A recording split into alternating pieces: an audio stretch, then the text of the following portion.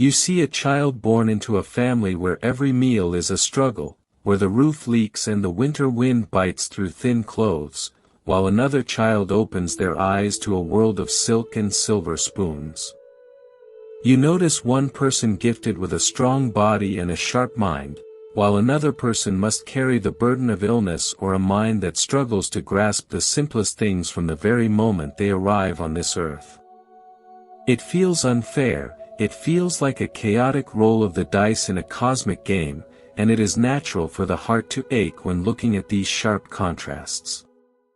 However, if we sit together quietly and look deeper into the ancient wisdom left by the wise ones, we might begin to see that life is not a series of random accidents but a profound and intricate garden where every plant grows from a seed planted long ago.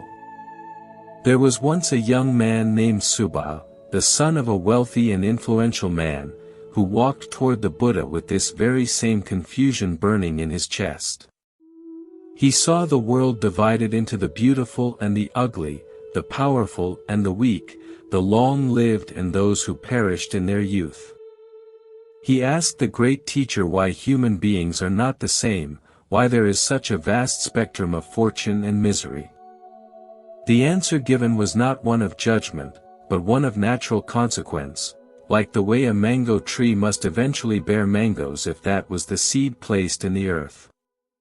Everything we are today, the circumstances of our birth, the shape of our faces, the health in our bones, and the comfort of our homes, is the fruit of a long journey we have traveled through time. We are the heirs of our own actions, the owners of our own deeds, and the architects of our own destiny. Think about a river that flows through a valley, carving its path through stone and soil over thousands of years. The river does not choose to be narrow or wide at a specific point based on a whim, but rather it follows the contours created by its own flow and the obstacles it encountered in the past. In the same way, the energy we put out into the universe, our kindness, our greed, our anger, or our generosity, creates the contours of our future lives. When we see someone born into poverty, it is not a punishment from a vengeful sky, but a reflection of a time when perhaps the heart was tight and closed, like a fist that refused to share even a grain of rice. Conversely, someone born into abundance might be harvesting the results of a past filled with open hands and a spirit that found joy in giving. There is a beautiful story of a lady named Malika, who was the daughter of a simple flower garland maker. She was not born into royalty, she was not born with great riches, yet she possessed a heart that was exceptionally pure and a countenance that shone with a strange light. One day, she had only a small portion of fermented rice to eat, which was very humble food indeed, but when she saw the Buddha walking by, her heart overflowed with a spontaneous and joyful desire to give. She offered that simple meal with such immense sincerity and devotion that the energy of that act transformed her life almost instantly. Later, through a series of fortunate events, she became a queen, yet she never forgot that her elevation was not a miracle but the natural flowering of a seed of goodness she had planted herself. When we look at our own hardships, or the hardships of those around us, it helps to realize that the current chapter is not the whole book. If you are struggling right now, if you feel that you were born behind the starting line, please do not let bitterness take root in your soul. Bitterness is like drinking poison and hoping the other person will get sick, it only tightens the knots that are already there. Instead, we can look at our challenges as a debt being paid off, a clearing of old accounts that allows us to start fresh. Every moment of patience in the face of suffering, every act of kindness when you yourself have little, is a new and brilliant seed being placed in the soil of your future. The law of cause and effect is so precise, so incredibly detailed, that nothing is ever lost in the vastness of time. Imagine a vast ocean where a single wooden ring is tossing on the waves, and a blind turtle rises to the surface once every 100 years. The chance of that turtle putting its head through that ring is tiny, yet it is said that being born as a human being is even rarer than that. Since we have already achieved this rare and precious human life, even if it is a life filled with many difficulties, we have the most powerful tool in existence, which is the ability to choose our next move. The conditions of our birth are the results of the past, but the direction we take from this moment forward is entirely in our hands. You might have been born into a family that lacks wealth, but you can choose to cultivate a wealth of character that no thief can steal. You might have been born with a body that tires easily, but you can develop a spirit that is tireless in its compassion. There was a monk in the time of the Buddha named Chulapanthaka, who was born with a mind so dull that he could not even memorize a single verse of poetry for months. His brother, who was very clever, felt ashamed of him and told him to leave the monastery and return to a worldly life. Chulapanthaka sat by the gate and wept, feeling the immense weight of his perceived misfortune. However, the Buddha saw him, not as a failure, but as someone whose current struggle was simply the clearing of a past mental blockage. He gave the young man a simple piece of white cloth and told him to rub it while looking at the sun and repeating a simple phrase about removing dust. Through this simple, patient action, the young man eventually cleared his mind and achieved the highest wisdom. His story teaches us that even the most difficult starting point can lead to the most magnificent destination if we have the right guidance and a heart that does not give up on itself. Suffering is often a very harsh teacher, but it has a way of softening the heart and making us more sensitive to the pain of others. A person who has never known hunger may find it difficult to truly understand the plight of the hungry, but one who has felt the ache in their stomach will naturally reach out with a deeper sense of empathy. In this way, the very hardships we are born with can become the foundation of a great and beautiful compassion. We must also understand that wealth and comfort are not always signs of spiritual success. Sometimes, being born into great luxury can be a trap that makes a person arrogant, careless, and blind to the deeper truths of life. It is like being in a beautiful room with the doors locked from the inside. You are so comfortable that you never think to look for the key to true freedom. On the other hand, someone born into difficulty is often forced to look for answers, forced to seek a way out of the cycle of pain, and that search is what leads to real growth. Consider the life of the great King Ashoka, who began his reign with such violence and a thirst for power that he caused unimaginable suffering to thousands of people. He had everything a person could dream of: power, gold, and a vast empire, yet his heart was a desert of anger and ambition. It was only after seeing the devastating results of his own actions on the battlefield of Kalinga that his heart broke open. That pain, that intense realization of the suffering he had caused, transformed him into one of the most compassionate rulers the world has ever known. He realized that true victory is not the conquest of lands, but the conquest of one's own dark impulses. Life is like a long, winding path where we carry a backpack filled with stones and flowers from our past. Some of us have more stones than others at the beginning of the journey, and the weight can feel unbearable. But we have the power to stop picking up new stones and start planting the flowers we already have. Every time we speak a gentle word instead of a harsh one, every time we help someone without expecting anything in return, and every time we find a reason to smile despite our own troubles, we are lightening the load.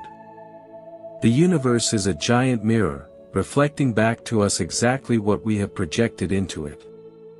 If we see a world that is harsh and cold, it may be because we are looking through the lens of our own past actions. But mirrors can be cleaned, and the light can be invited in. There is no such thing as a soul that is destined to suffer forever.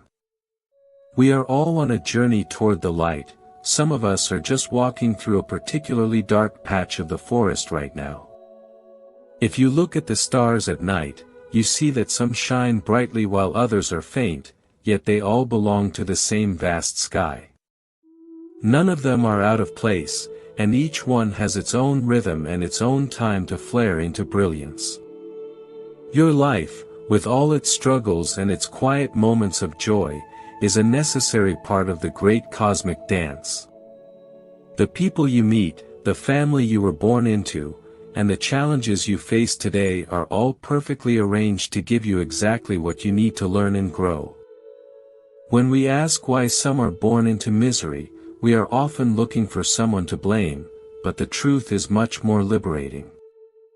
There is no one to blame, only a process to understand.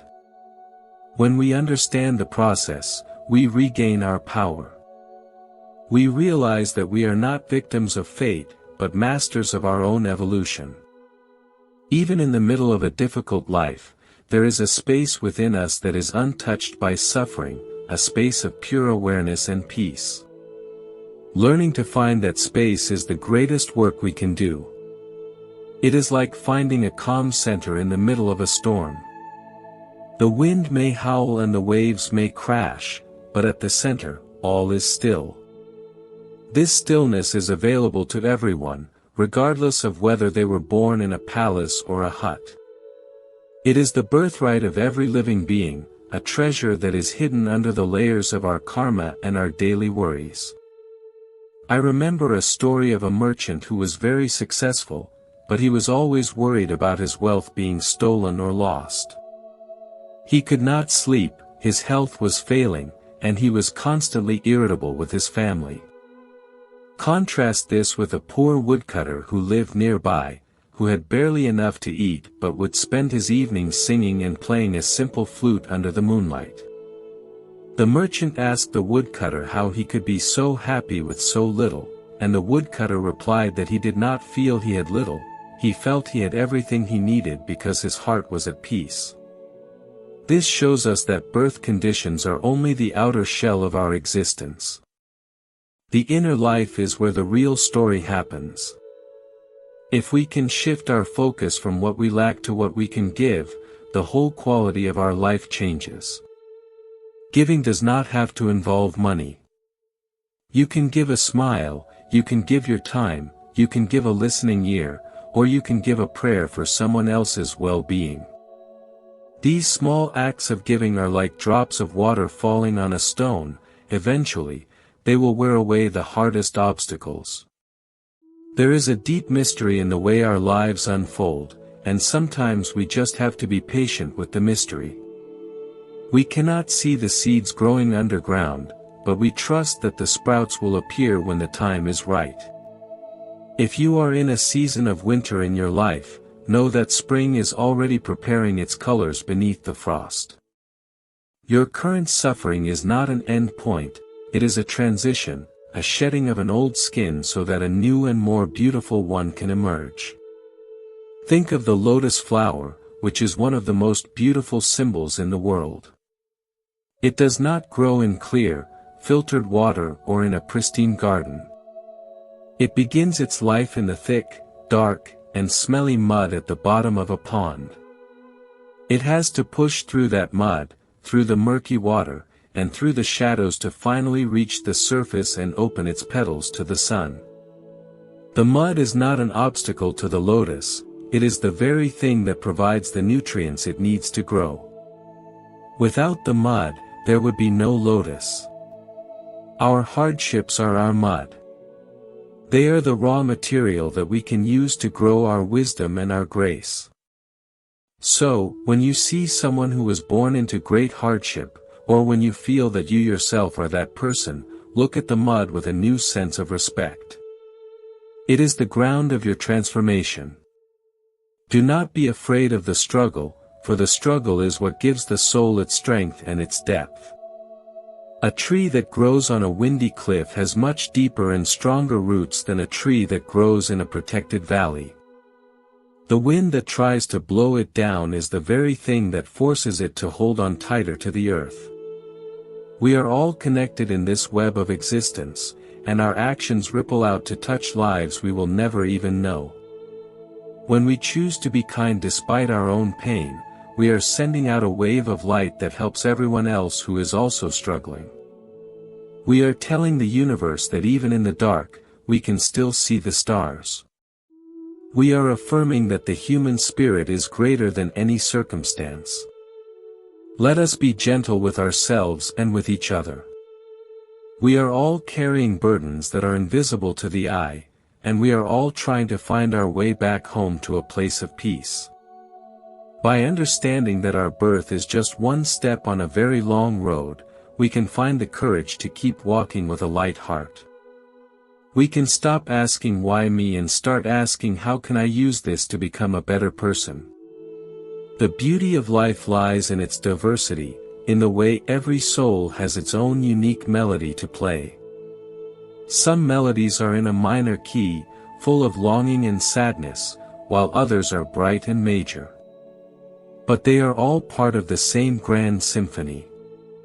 Without the sad notes, the music would lack depth. Without the bright notes, it would lack joy. Together, they create a masterpiece that is beyond our full understanding but which we can feel in the quiet moments of our lives. As we move through our days, let us carry this understanding like a small lamp in our hands. It may not light up the whole world, but it will light up the next few steps on our path. And that is all we really need. We need to trust that we are exactly where we are supposed to be, and that we have everything we need to take the next step toward a life of meaning and peace. Sometimes, the reason we see so much inequality in birth is to remind us of the power of our choices.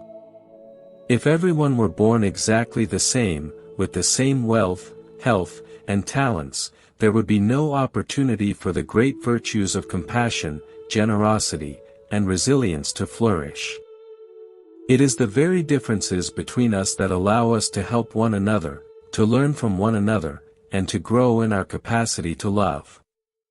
Imagine a world where no one ever needed help, where no one ever suffered. In such a world, the heart would remain small and untested. It is only when we see someone in pain that our heart has the chance to expand. It is only when we face our own limitations that we discover our hidden strengths. In this sense, the unlucky birth is a hidden gift, a catalyst for a type of growth that is not possible in a life of ease. The ancient stories tell us of many beings who intentionally chose difficult births so that they could better understand the nature of suffering and find ways to help others.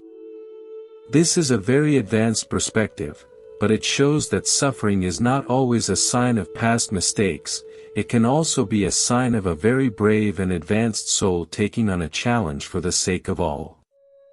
Whether our situation is a result of past actions or a chosen path for growth, the response remains the same, to meet every moment with a heart that is open and a mind that is clear. We are like travelers who have been walking for a very long time. We have stayed in many different inns along the way, some were luxurious and some were humble and broken down. But we are not the inns we stay in, we are the traveler. Our true nature is not defined by our current surroundings, but by the quality of our spirit and the direction of our gaze. If we keep our eyes on the horizon of peace, the quality of the inn where we spend the night becomes less important. It is also vital to remember that appearances can be very deceiving. We might see someone who seems to have a perfect birth, with every advantage, but on the inside, they might be experiencing a deep and silent misery. They might be plagued by anxiety, loneliness, or a sense of worthlessness that no amount of money can cure. Conversely, the person born into what we call a miserable situation might have a heart that is so full of love and a mind that is so content that they are actually the richest person in the room. The true measure of a life is not what we are given at the start, but what we do with what we have. It is about the quality of our relationships, the kindness in our words, and the peace we find within ourselves. When we understand this, the envy we might feel toward those with more, and the pity we might feel toward those with less, begins to dissolve into a much deeper sense of equanimity and respect for every soul's journey. Every person you meet is fighting a battle you know nothing about. Every person you see has a history that stretches back through countless lifetimes. When we realize this, we stop judging and start listening. We stop comparing and start connecting. We see that we are all in this together, and that the only way forward is to support each other with every bit of strength we have. There is a story of a woman who was born into a very poor and marginalized community, where she faced discrimination and hardship every single day. She could have easily become bitter and filled with hate toward a world that treated her so poorly. Instead, she decided to become a source of comfort for everyone around her. She would share her meager food with anyone who was hungrier, she would sit with the sick and sing to them, and she would always have a kind word for the children. By the end of her life, she was revered by everyone in her village, not because of her status, but because of the immense light she carried within her. She proved that no matter how we are born, we can choose to be a blessing to the world. This light is not something that belongs only to a few special people. It is inside you, and it is inside me. It is the spark of the divine that can never be extinguished, no matter how much mud is thrown upon it. Our job is simply to clear away the mud so that the light can shine through. The practices of mindfulness, of being present in the moment, and of cultivating a heart of gratitude are the tools we use to do this work. Even when life feels like an uphill struggle, there are always small things to be grateful for. The warmth of the sun on your skin, the cool taste of water, the sound of a bird's song, or the simple fact that you are breathing. These are miracles that we often overlook because we are so focused on what is wrong. When we start to notice these small wonders, our perspective begins to shift. We start to see that even in a life of hardship, there is beauty and there is grace. Gratitude is a powerful alchemy that can turn lead into gold. It doesn't change the external situation, but it changes the person experiencing the situation. And when the person changes, the situation starts to feel different.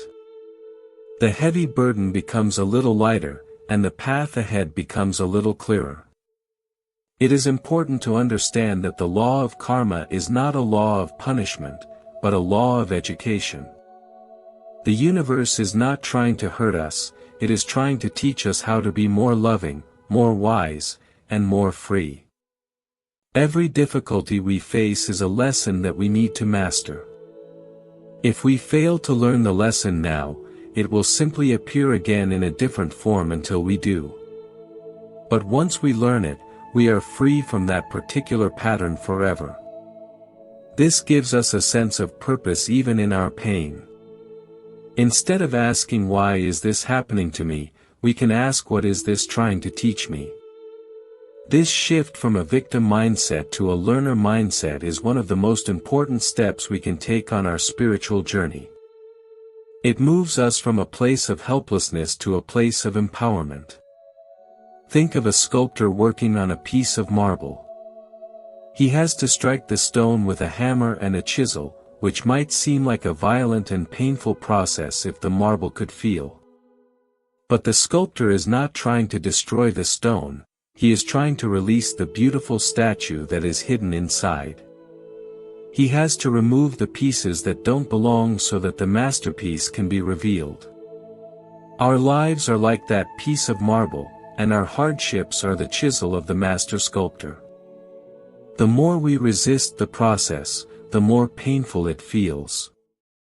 But if we can learn to trust the sculptor, if we can understand that there is a beautiful design at work even when we can't see it, we can find a sense of peace even in the middle of the strikes.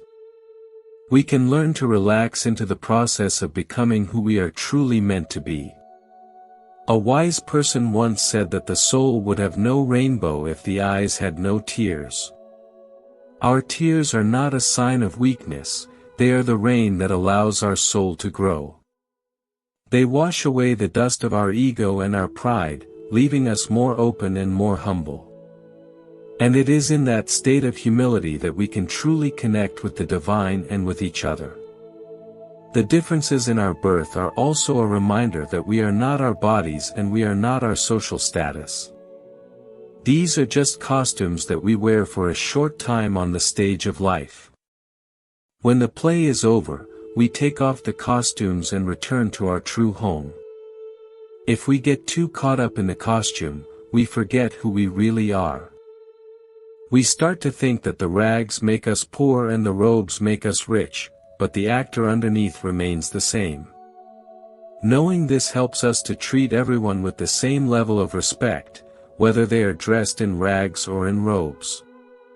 We see the actor, not the costume. We recognize that every soul is of equal value, regardless of the role they are playing in this lifetime. This is the foundation of true equality and true justice. It also helps us to be less attached to our own successes and less devastated by our own failures. If we win a great victory, we can enjoy it without becoming arrogant, knowing that it is just a passing scene in the play. If we suffer a great loss, we can endure it without losing hope, knowing that this too will pass. We can maintain a sense of balance and calm in the face of all of life's ups and downs. There was once a king who asked his advisors to find him a ring that would make him happy when he was sad and sad when he was happy. They searched for a long time and finally came back with a simple gold band that had an inscription on the inside. When the king read it, he understood its power. The inscription said, "This too shall pass." This is a truth that applies to everything in our world. Our joys, our sorrows, our wealth, and our poverty are all temporary. They are like clouds passing across the sun.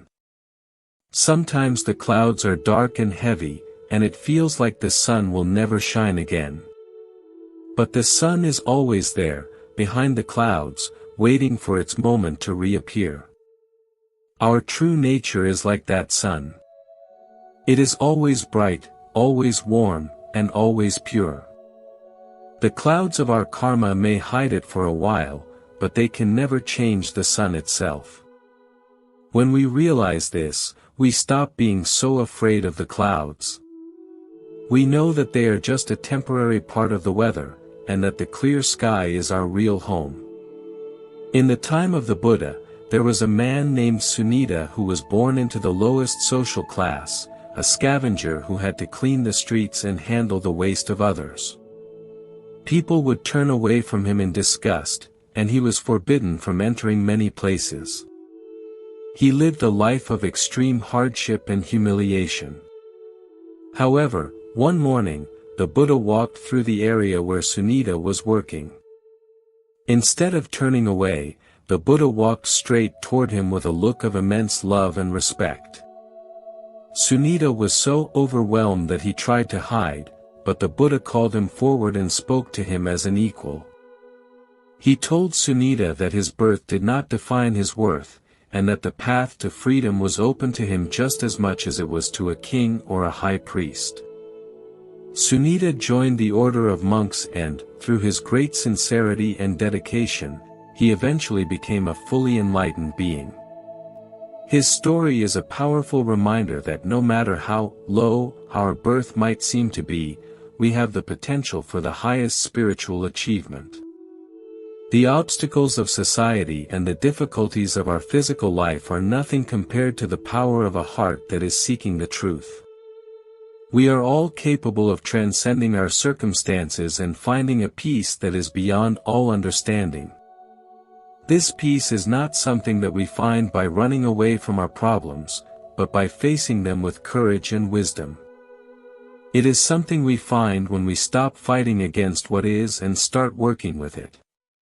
It is the peace of acceptance, the peace of understanding, and the peace of love.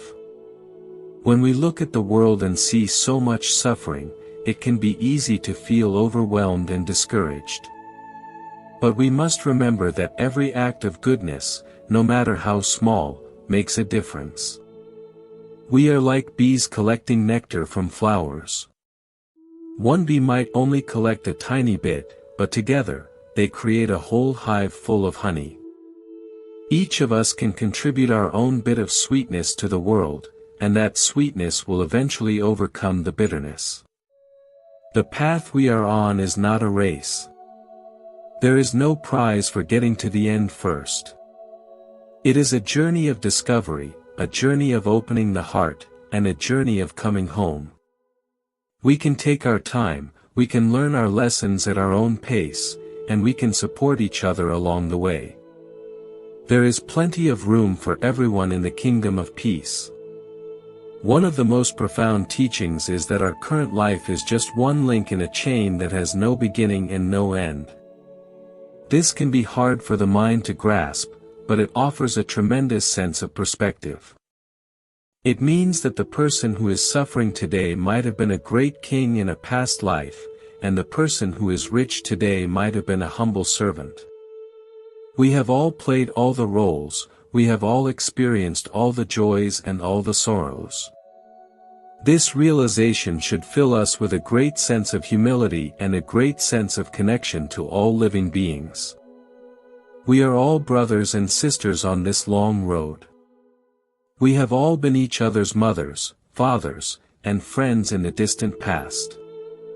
When we see someone in need, we are really seeing a family member who has fallen on hard times. When we help them, we are really helping ourselves. The reason some people are born into hardship is not a mystery that we need to solve with our intellect, but a reality that we need to respond to with our hearts. The why is less important than the how. How can we be kind? How can we be patient? How can we find the strength to keep going? These are the questions that truly matter. If we spend all our time wondering why the world is the way it is, we will never have the energy to change it. But if we focus on doing the best we can with what we have, we will find that the world starts to change around us. Our own transformation is the greatest gift we can give to the world. When we find peace, we bring peace to everyone we meet. Imagine a candle being used to light another candle, and then another and another. The first candle doesn't lose any of its light by sharing it, instead, the whole room becomes brighter. Our goodness is like that light. The more we share it, the more there is for everyone. And even the smallest light can be seen from a long way away in the dark. So, if you are feeling discouraged by the difficulties of your life, remember the candle. You have a light inside you that can never be put out. No matter how dark the night, your light is still there. All you have to do is keep it burning, keep being kind, keep being patient, and keep trusting in the deep goodness of life. There are many stories of people who have faced incredible odds and have come out the other side with a spirit that is even more beautiful than before. They are the heroes of our world, not because they are famous or powerful, but because they have mastered the art of living with a broken heart. They have learned that a broken heart is an open heart, and that through the cracks, the light gets in. We can all be heroes in our own lives. We don't need to do anything big or dramatic. We just need to be faithful to the truth of our own hearts. We need to be kind to the people we meet every day, and we need to be gentle with ourselves when we make mistakes. This is the real spiritual path, the path of the everyday hero. As the sun sets and the day comes to a close, let us reflect on the beauty and the mystery of our lives. Let us be grateful for the challenges that have made us strong, for the sorrows that have made us compassionate, and for the joys that have given us hope. Let us remember that we are part of something much larger than ourselves, and that everything is unfolding exactly as it should. The path of understanding the causes of our birth is a path toward absolute freedom. It frees us from the need to compare ourselves to others, it frees us from the poison of envy, and it frees us from the weight of despair. It allows us to stand tall, no matter where we find ourselves, and to say with full confidence that I am here, I am learning, and I am growing. The world will always have its ups and downs, its hills and its valleys.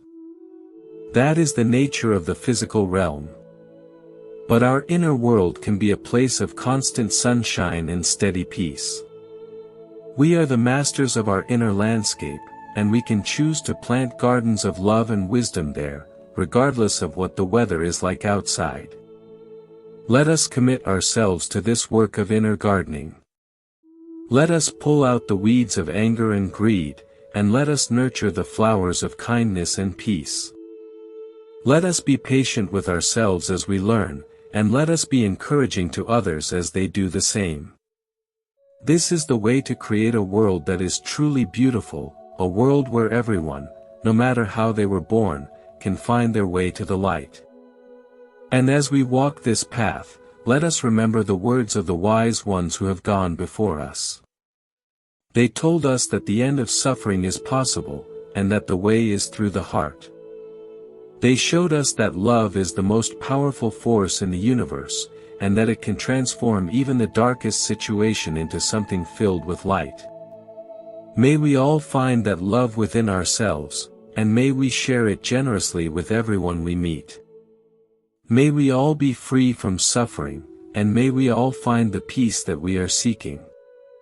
May our lives be a testament to the beauty of the human spirit and the infinite possibility of the soul. When we talk about the seeds we plant, we must realize that even the smallest thought has power. A thought of anger is a small seed that can grow into a large tree of conflict if we keep watering it. A thought of peace is a seed that can grow into a sanctuary for many. We are constantly planting these seeds, every hour of every day. By becoming more aware of our thoughts, we can start to choose better seeds. This is the essence of mindfulness, the practice of being awake to what is happening right here and right now. Instead of being lost in the past or worried about the future, we bring our attention to this moment. In this moment, we have the power to change our destiny. In this moment, we can choose to be different. Imagine you are walking through a beautiful forest, and you come across a clear stream. You stop to take a drink, and the water is cool and refreshing. You feel a sense of peace and gratitude. This moment is perfect, just as it is. It doesn't matter what happened yesterday, or what will happen tomorrow. In this moment, you are at peace. This is the state of mind we are aiming for, a state of mind that is grounded in the present and open to the beauty of life. Of course, it is not always easy to stay in the present moment. Our minds are like wild monkeys, jumping from branch to branch, always looking for something new. But with practice, we can learn to quiet the monkeys and find the stillness underneath. We can learn to be the observer of our thoughts, rather than being controlled by them. When a difficult thought or emotion arises, we don't have to fight it. We can simply notice it, give it a name, and then let it go. It's like seeing a cloud in the sky. We don't try to pull the cloud down or push it away, we just watch it as it drifts past. By doing this, we take away the power of the emotion to disturb our peace. This is especially helpful when we are dealing with the hardships we were born with. If we feel a sense of unfairness or sadness, we can notice those feelings without letting them define us. We can say to ourselves, here is sadness, or here is the feeling of unfairness. By naming it, we create a little bit of space between ourselves and the feeling. In that space, we can find our strength. The story of the Buddha himself is the ultimate example of this journey. He was born as a prince, with every possible advantage and luxury. He had wealth, power, a beautiful family, and a bright future. Yet, he realized that even in his palace, he was not free from the realities of old age, sickness, and death. He realized that the comforts of his birth were not a solution to the deeper problems of existence. He left his palace and spent years searching for the truth, facing incredible hardships and challenges along the way. He realized that the answer was not found in external things, but in the depths of his own mind. When he finally achieved enlightenment, he saw the whole tapestry of existence, the way every thread was connected, and the way every action led to its natural result. He saw that the differences in our birth were not something to be lamented, but something to be understood and transcended. He taught that everyone, regardless of their status, could find the same peace that he had found. His life was a bridge between the world of suffering and the world of freedom, and he invited everyone to cross that bridge with him. When we follow his teachings, we are not just following a set of rules, we are joining a tradition of people who have decided to take responsibility for their own happiness. We are deciding to look within for the answers, rather than waiting for the world to change. We are choosing to be the light that we want to see in the world. Think of a small child learning to walk. The child falls down many times, and sometimes they cry in frustration. But they always get back up and try again. They don't give up because they fell once or twice, or even 100 times. They have an innate drive to keep moving forward. We need to have that same spirit in our spiritual journey. We will fall, we will make mistakes, and we will face obstacles. But the important thing is to always get back up and take the next step. The path is long, but every step counts. Every moment of patience, every act of kindness, and every breath of peace is moving us closer to our goal. And the goal is not a place we get to at the end of our lives, but a state of being that we can access right now. It is also helpful to remember that we don't have to do this alone. We have the support of the wise ones who have gone before us, the support of the community of fellow travelers, and the support of the universe itself. When we align ourselves with the truth, the universe has a way of helping us along. We start to notice small coincidences, unexpected help, and a sense of being guided. This is not a matter of luck, but a matter of resonance. When we are at peace with ourselves, we resonate with the peace of the universe. When we are full of love, we attract love. It is a natural law, as steady and reliable as the law of gravity. So, do not be discouraged by the circumstances of your birth or the difficulties you face today. They are just the starting point, not the destination. You have within you the power to transform your life and to find a happiness that is not dependent on external things. You are a miracle in progress, a masterpiece being revealed. Take a deep breath and feel the life flowing through you. Feel the strength in your heart and the clarity in your mind. You are exactly where you need to be, and you are doing exactly what you need to do. Trust the process, trust yourself, and trust in the infinite goodness of life. The journey of 1,000 miles begins with a single step, and you have already taken many steps. Keep going, with a light heart and a steady gaze. The horizon of peace is always there, waiting for you. And as you walk, remember to enjoy the beauty of the path, the flowers along the way, and the company of your fellow travelers. Life is a gift, even when it comes in a difficult package. Our job is to open the package and find the treasure inside. The treasure is not gold or jewels, but the wisdom of the heart and the peace of the soul. Once we find that treasure, we are the richest beings in the universe, regardless of our bank account or our social status. We can then share our treasure with everyone we meet, becoming a source of light and hope in a world that often feels dark and lost. This is the highest calling of a human being, to be a beacon of love and a vessel of peace. It is a calling that is open to everyone, at every moment. Let us embrace this calling with all our hearts. Let us be the ones who bring comfort to the grieving, strength to the weak, and light to those in darkness. Let us be the ones who prove that the human spirit can overcome any hardship and find beauty in any situation. As we go about our day, let us keep this spirit of kindness and understanding alive in our hearts. Let us look at every person we meet with eyes of compassion, knowing that they too are on a journey, they too have their own struggles and their own dreams. By being kind to others, we are being kind to ourselves, for we are all one. The peace we find within ourselves will naturally spread to our families, our friends, and our communities. It will create ripples of goodness that will go out into the world and touch lives we will never even know. This is how we truly change the world, not through power or force, but through the quiet and steady transformation of our own hearts. There is a story of an old man who was planting a fruit tree in his yard.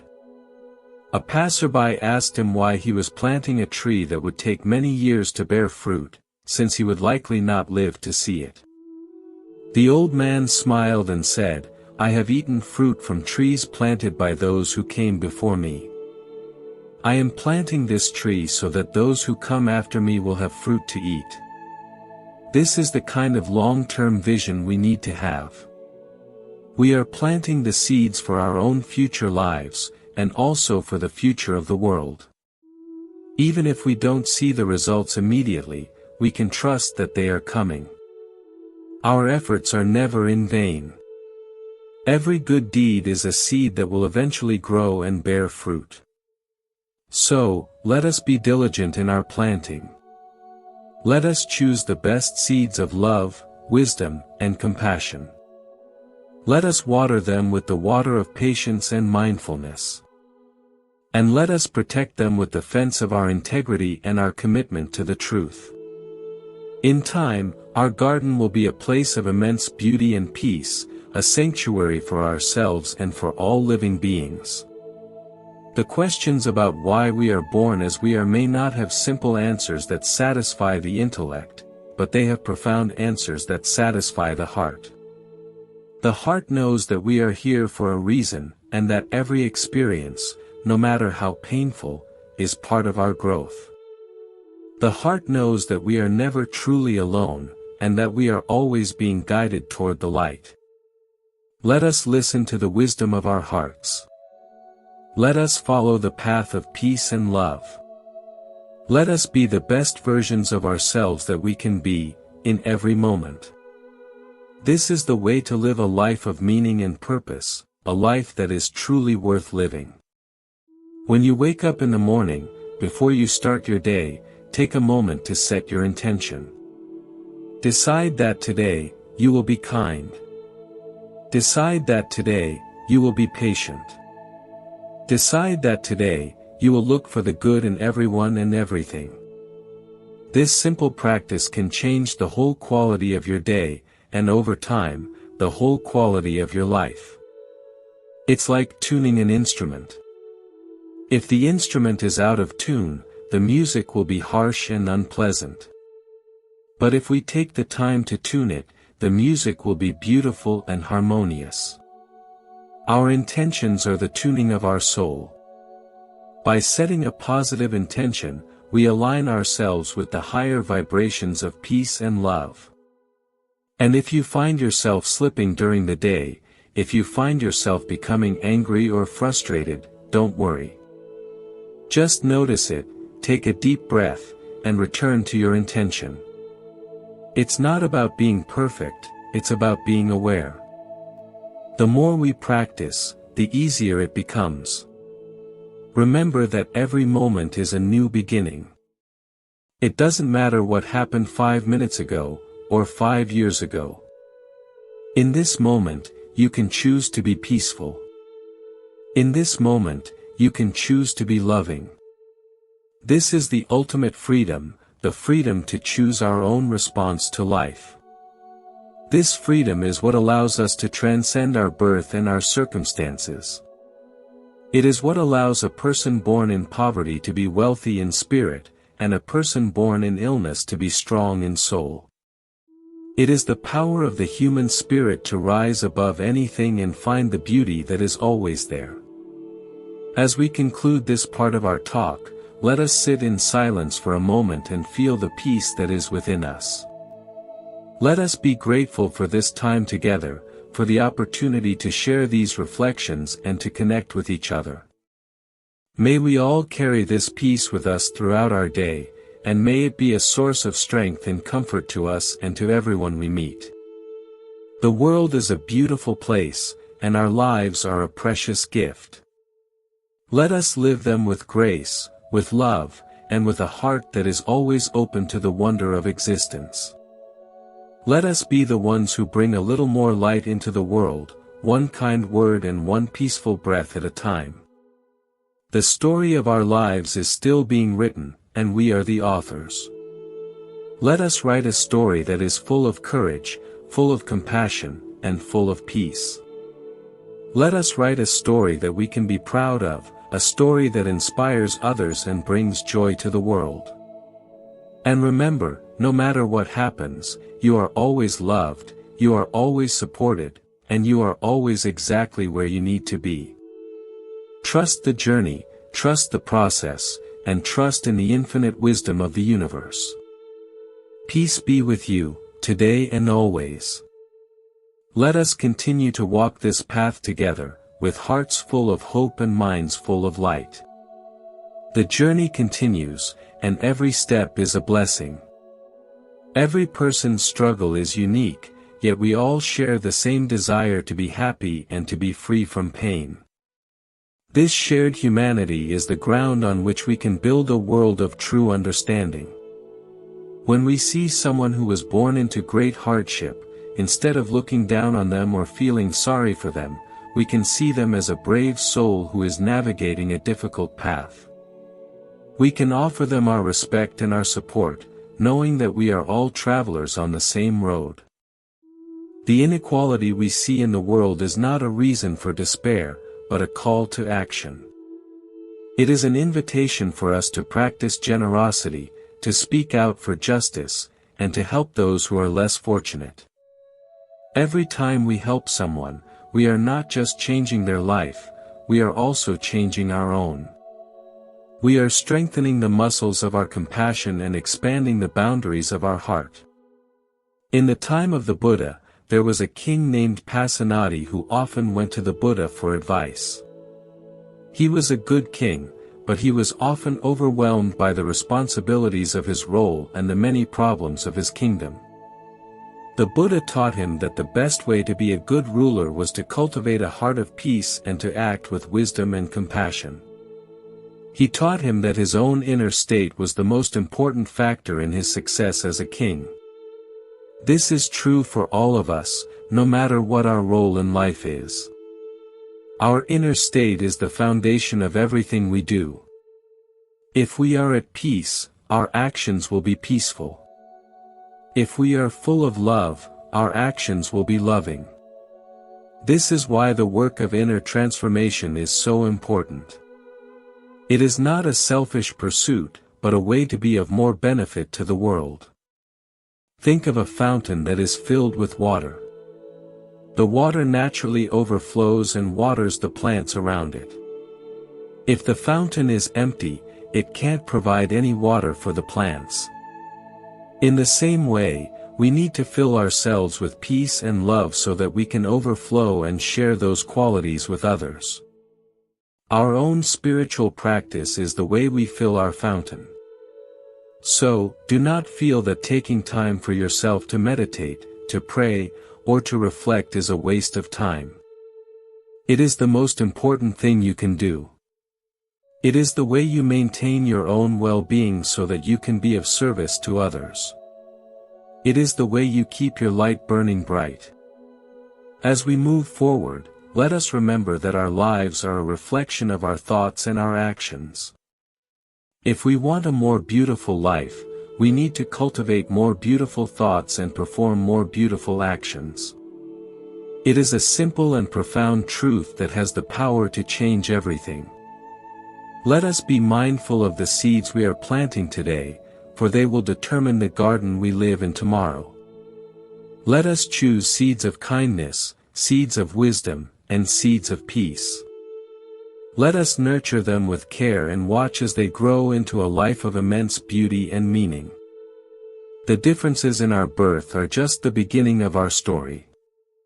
The rest is up to us. We have the power, the wisdom, and the love to create a life that is truly magnificent. Let us use that power wisely and well, and let us always remember that we are part of a larger whole, a vast and beautiful tapestry of life. The path is open, the way is clear, and the light is always there to guide us. Let us walk with confidence and with joy, knowing that we are never alone and that everything is working together for our highest good. In every culture and in every time, people have struggled with the question of why some are born to suffer. It is a universal human experience. But the answers that bring the most peace are not the ones that come from a book, but the ones that come from the lived experience of our own lives. When we face our own hardships with grace, when we help others who are struggling, and when we find a sense of peace despite our circumstances, we are answering the question in the most powerful way possible. We are showing that the human spirit is not defined by its birth, but by its choices. We are showing that love is stronger than any hardship and that peace is available to everyone. This is the message that the world needs to hear, and each of us can be the messenger. Let us live our lives in such a way that our very presence is a source of comfort and inspiration to others. Let us be the ones who bring hope to the hopeless and love to the unloved. This is the true meaning of a life well lived, and it is a goal that is within reach for everyone. As we end this portion of our sharing, let us keep the warmth of this connection in our hearts. Let us remember that we are all brothers and sisters, and that our lives are woven together in a beautiful and mysterious way. May we all be blessed with peace, with wisdom, and with a heart that is always full of love. The sun is always shining, even when the clouds are thick. Your light is always there, even when the world feels dark. Keep shining, keep loving, and keep being the amazing person that you are. The universe is celebrating you, every step of the way. There is a great joy in discovering the hidden strengths within ourselves that only come to light during difficult times. Like a diamond that is formed under intense pressure, our character is often shaped and polished by the very hardships we face. If life were always easy, we might never discover the true depth of our resilience or the vastness of our courage. Think of the athletes who train for years, pushing their bodies to the limit and enduring great physical pain to achieve their goals. They don't see the pain as a punishment, but as a necessary part of their growth and their excellence. In the same way, the challenges we face in our spiritual and emotional lives are the training ground for our soul. They are the way we develop the strength and the wisdom we need to navigate the world with grace and integrity. When we look at our birth conditions through this lens, we can start to see them as a specific set of training circumstances that were chosen for us, or by us, to help us learn particular lessons. A person born into poverty might be learning the lesson of gratitude and the value of non-material things. A person born with a physical challenge might be learning the lesson of inner strength and the power of the mind over the body. This perspective doesn't make the hardship go away, but it changes our relationship to it. Instead of being a victim of our circumstances, we become an active participant in our own growth. We can say to ourselves, I don't know why I have this challenge, but I'm going to use it to become a stronger and wiser person. This shift in attitude is the key to transforming our lives. There is a beautiful story of a woman who was born blind and who lived in a time and place where there was very little support for people with her condition. She could have easily spent her life in a state of dependency and despair.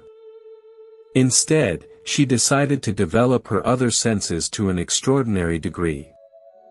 She learned to listen so deeply that she could hear the emotions in people's voices that they themselves weren't even aware of. She became a source of great wisdom and comfort for her community, and people would come from far away to seek her advice. She proved that her lack of physical sight was not a barrier to her spiritual and emotional vision. Her life is a testament to the fact that we are not defined by what we lack, but by what we do with what we have. We all have blind spots in our lives, areas where we feel limited or disadvantaged. But these are also the areas where we have the most potential for growth. If we can face our limitations with courage and creativity, we can turn them into our greatest strengths. The beauty of the human spirit is its ability to find light in the darkest places and to find meaning in the midst of chaos. We are all capable of this, regardless of our birth or our current situation. It is just a matter of making the choice to look for the light and to keep moving toward it.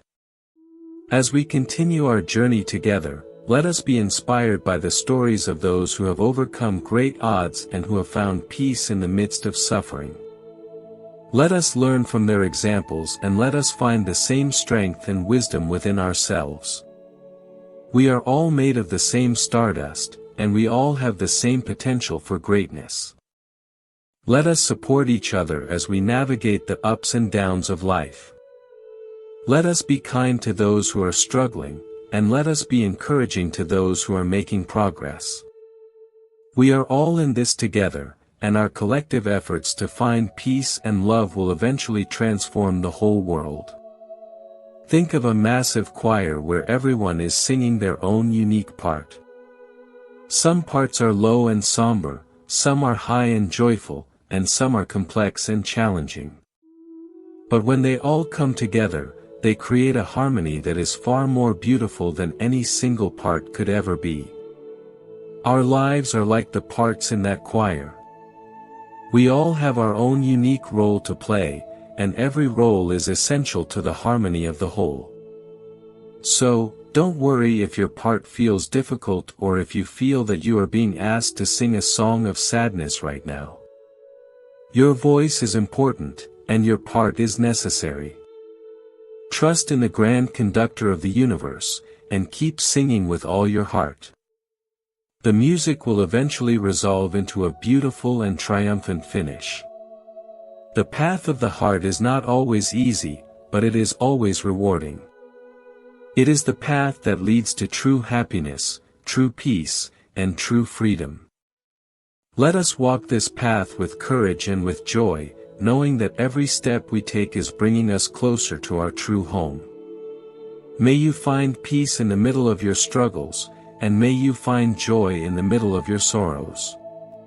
May you always remember that you are a precious and beloved child of the universe, and that your life is a beautiful gift. Keep moving forward, with a light heart and a steady gaze. The best is yet to come.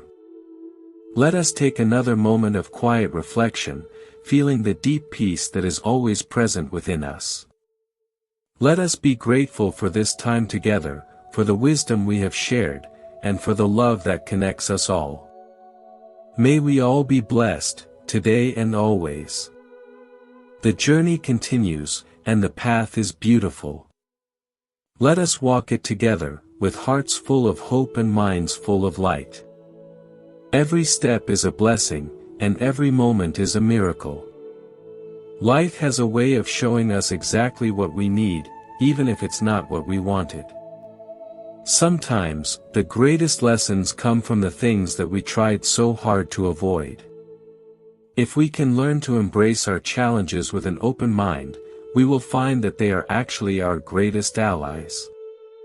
They are the ones who force us to grow, to change, and to become the best versions of ourselves. So, do not be afraid of the difficulties of your life. They are not here to destroy you, but to refine you. They are the fire that purifies the gold. Trust the fire, and trust the gold that is being revealed within you. You are more powerful than you know, and you are more loved than you can imagine. As we move toward the next part of our day, let us carry this understanding with us. Let us be the ones who see the beauty in the struggle and the light in the darkness. Let us be the ones who live with a heart of gratitude and a mind of peace. This is the way to create a life that is truly magnificent. The story of kind roots is the story of all of us. It is the story of our roots being grounded in the earth of our reality, and our branches reaching toward the light of our potential. No matter how deep the roots go into the mud, the branches can always find the sun. Let us nurture our roots and let us reach for the sun. Let us grow into the beautiful beings we are meant to be. And let us share our shade and our fruit with everyone we meet. This is the way of the heart, the way of peace, and the way of love. Every word we speak, every action we take, and every thought we think is a seed that we are planting in the world. Let us be mindful of our planting, and let us choose only the best seeds. In time, our garden will be a place of immense beauty and peace, a sanctuary for all living beings. The journey of understanding our birth and our destiny is a lifelong one. There will always be more to learn, more to discover, and more to understand. But as long as we keep our hearts open and our minds clear, we will always find our way. The light is always there, waiting for us to see it.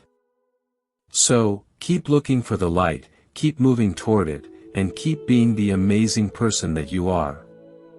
The world needs your light, your love, and your peace. You are a precious gift to the world, and we are all grateful for your presence. May you always be at peace, may you always be full of love, and may you always find the beauty in every moment. The journey continues, and every step is a blessing. In our quietest moments, we often feel a sense of longing, a feeling that there is something more to life than just the daily routine of eating, sleeping, and working. This longing is the soul's memory of its true home, a place of perfect peace and infinite love. Our lives are a journey back to that home, and every experience we have along the way is a lesson that helps us get there. When we understand this, the hardships of our life take on a new meaning. They are not random acts of cruelty, but necessary steps on our journey home. They are the obstacles that we need to overcome to develop the strength and the wisdom we need to reach our destination. Think of a mountain climber who is trying to reach the summit. The climb is difficult and dangerous, and there are many times when they feel like giving up. But they keep going because they know that the view from the top will be worth all the effort. Our lives are like that mountain climb, and the view from the summit is the peace and the love of our true home.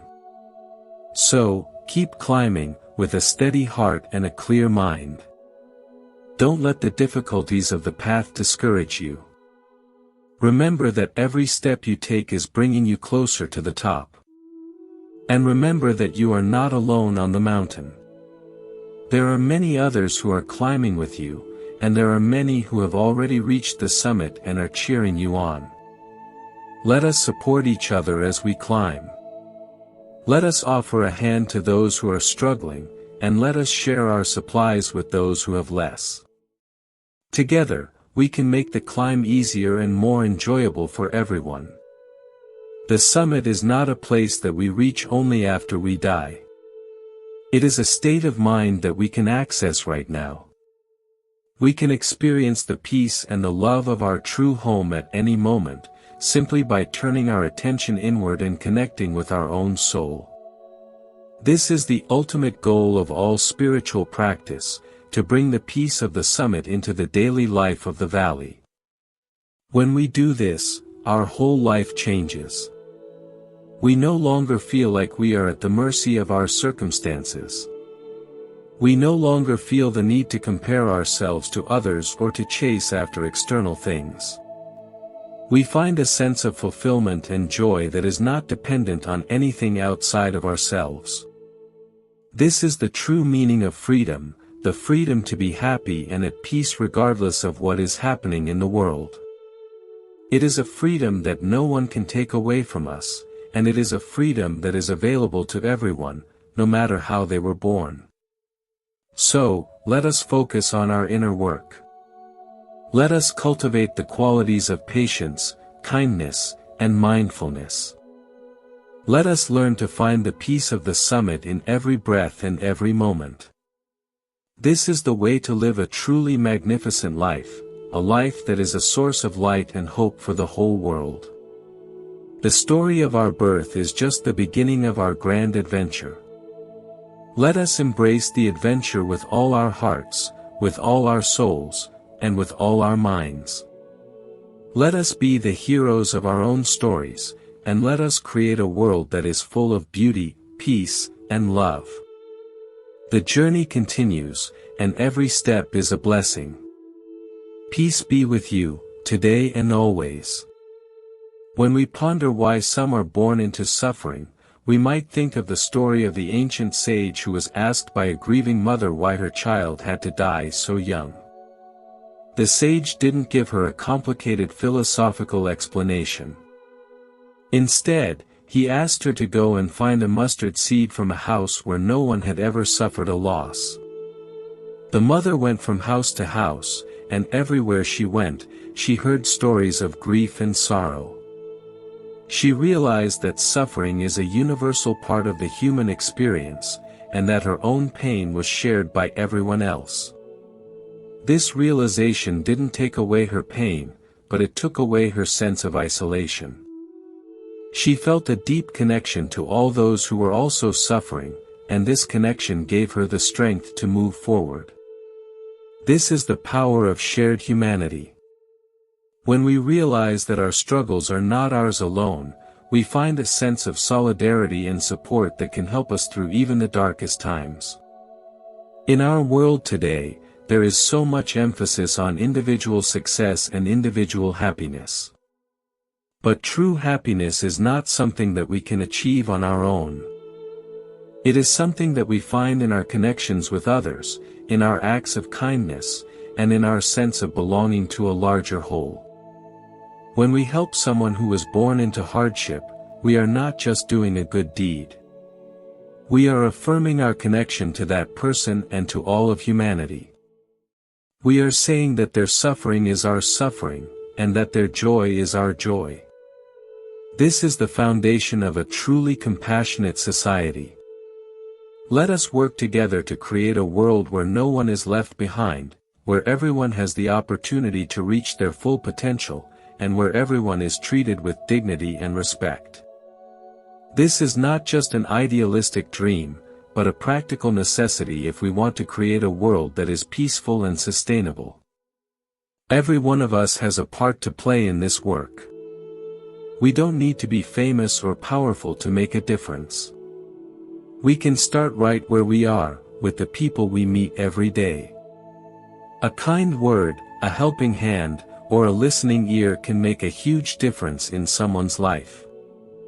Think of the ripple effect when a stone is thrown into a pond. The ripples go out in all directions, touching everything in their path. Our actions are like that stone. Every act of kindness creates ripples of goodness that go out into the world and touch lives we will never even know. So, let us be mindful of the ripples we are creating. Let us choose to create ripples of love, peace, and compassion. Let us be the ones who bring a little more light into the world, one small act at a time. The questions about our birth and our destiny may remain a mystery, but the way we live our lives is entirely in our hands. Let us live with courage, with integrity, and with a heart that is always open. This is the way to find true happiness and true peace. As we conclude this part of our journey together, let us take a moment to appreciate the beauty of the world around us. The sky, the trees, the flowers, and the people we love. These are all gifts, and they are all reminders of the goodness of life. May we always carry this sense of gratitude in our hearts, and may it be a source of strength and comfort to us always. The journey continues, and the path is beautiful. Let us walk it together, with hearts full of hope and minds full of light. Every step is a blessing, and every moment is a miracle.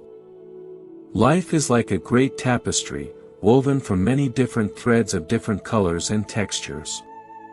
Some threads are bright and vibrant, some are dark and somber, and some are rough and difficult. But they are all necessary to create the final masterpiece. Our lives are the individual threads in that tapestry, and our experiences are the colors and the textures.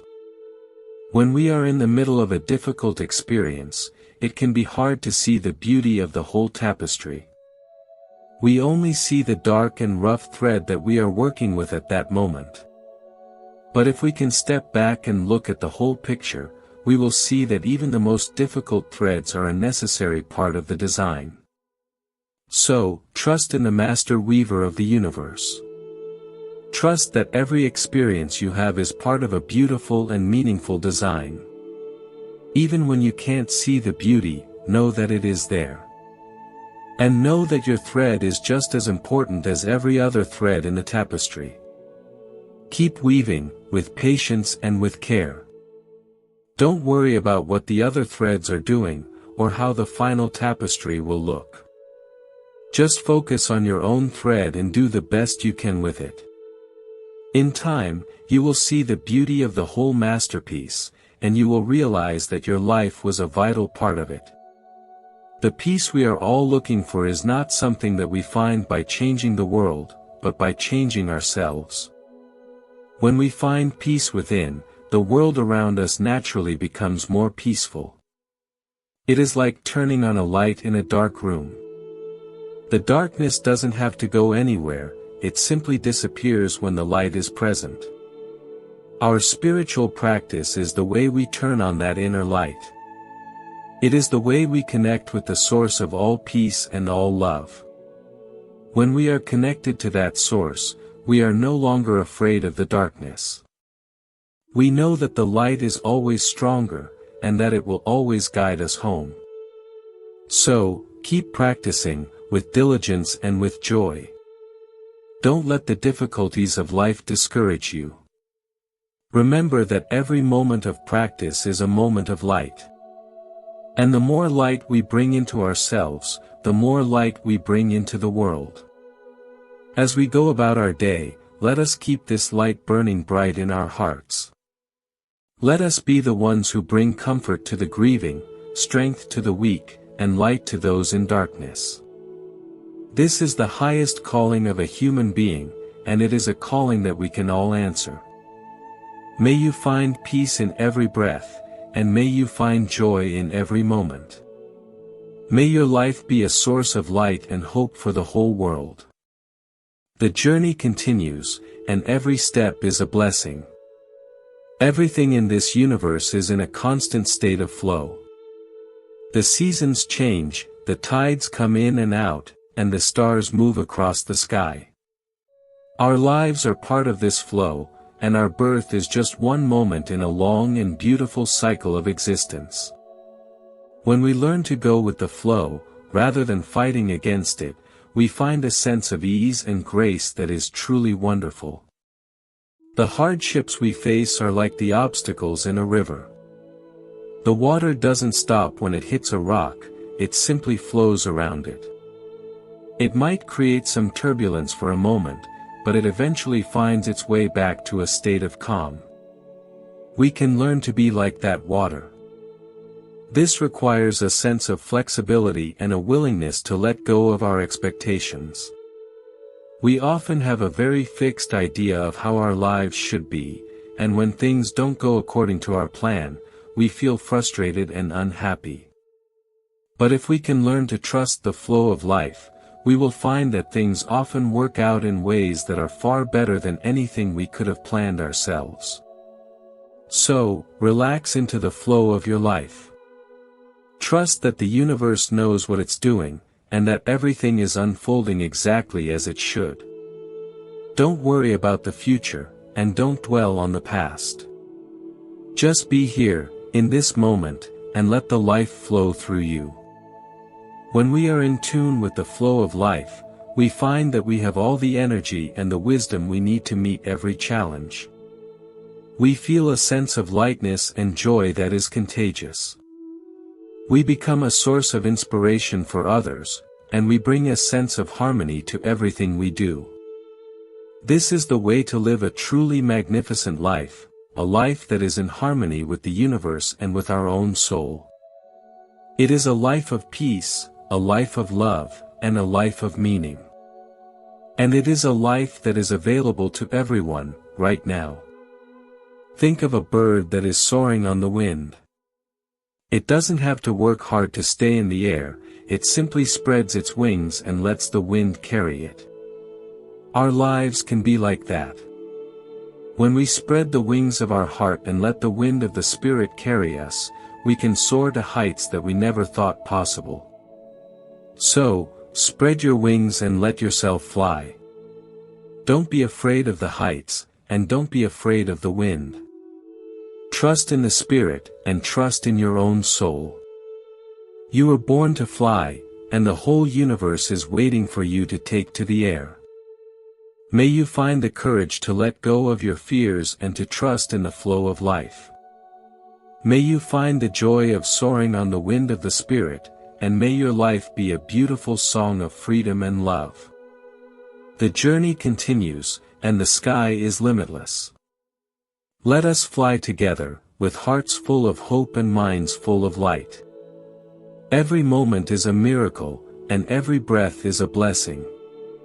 In our shared journey, we have explored the deep questions of why we are born into hardship and how we can find peace in the middle of our struggles.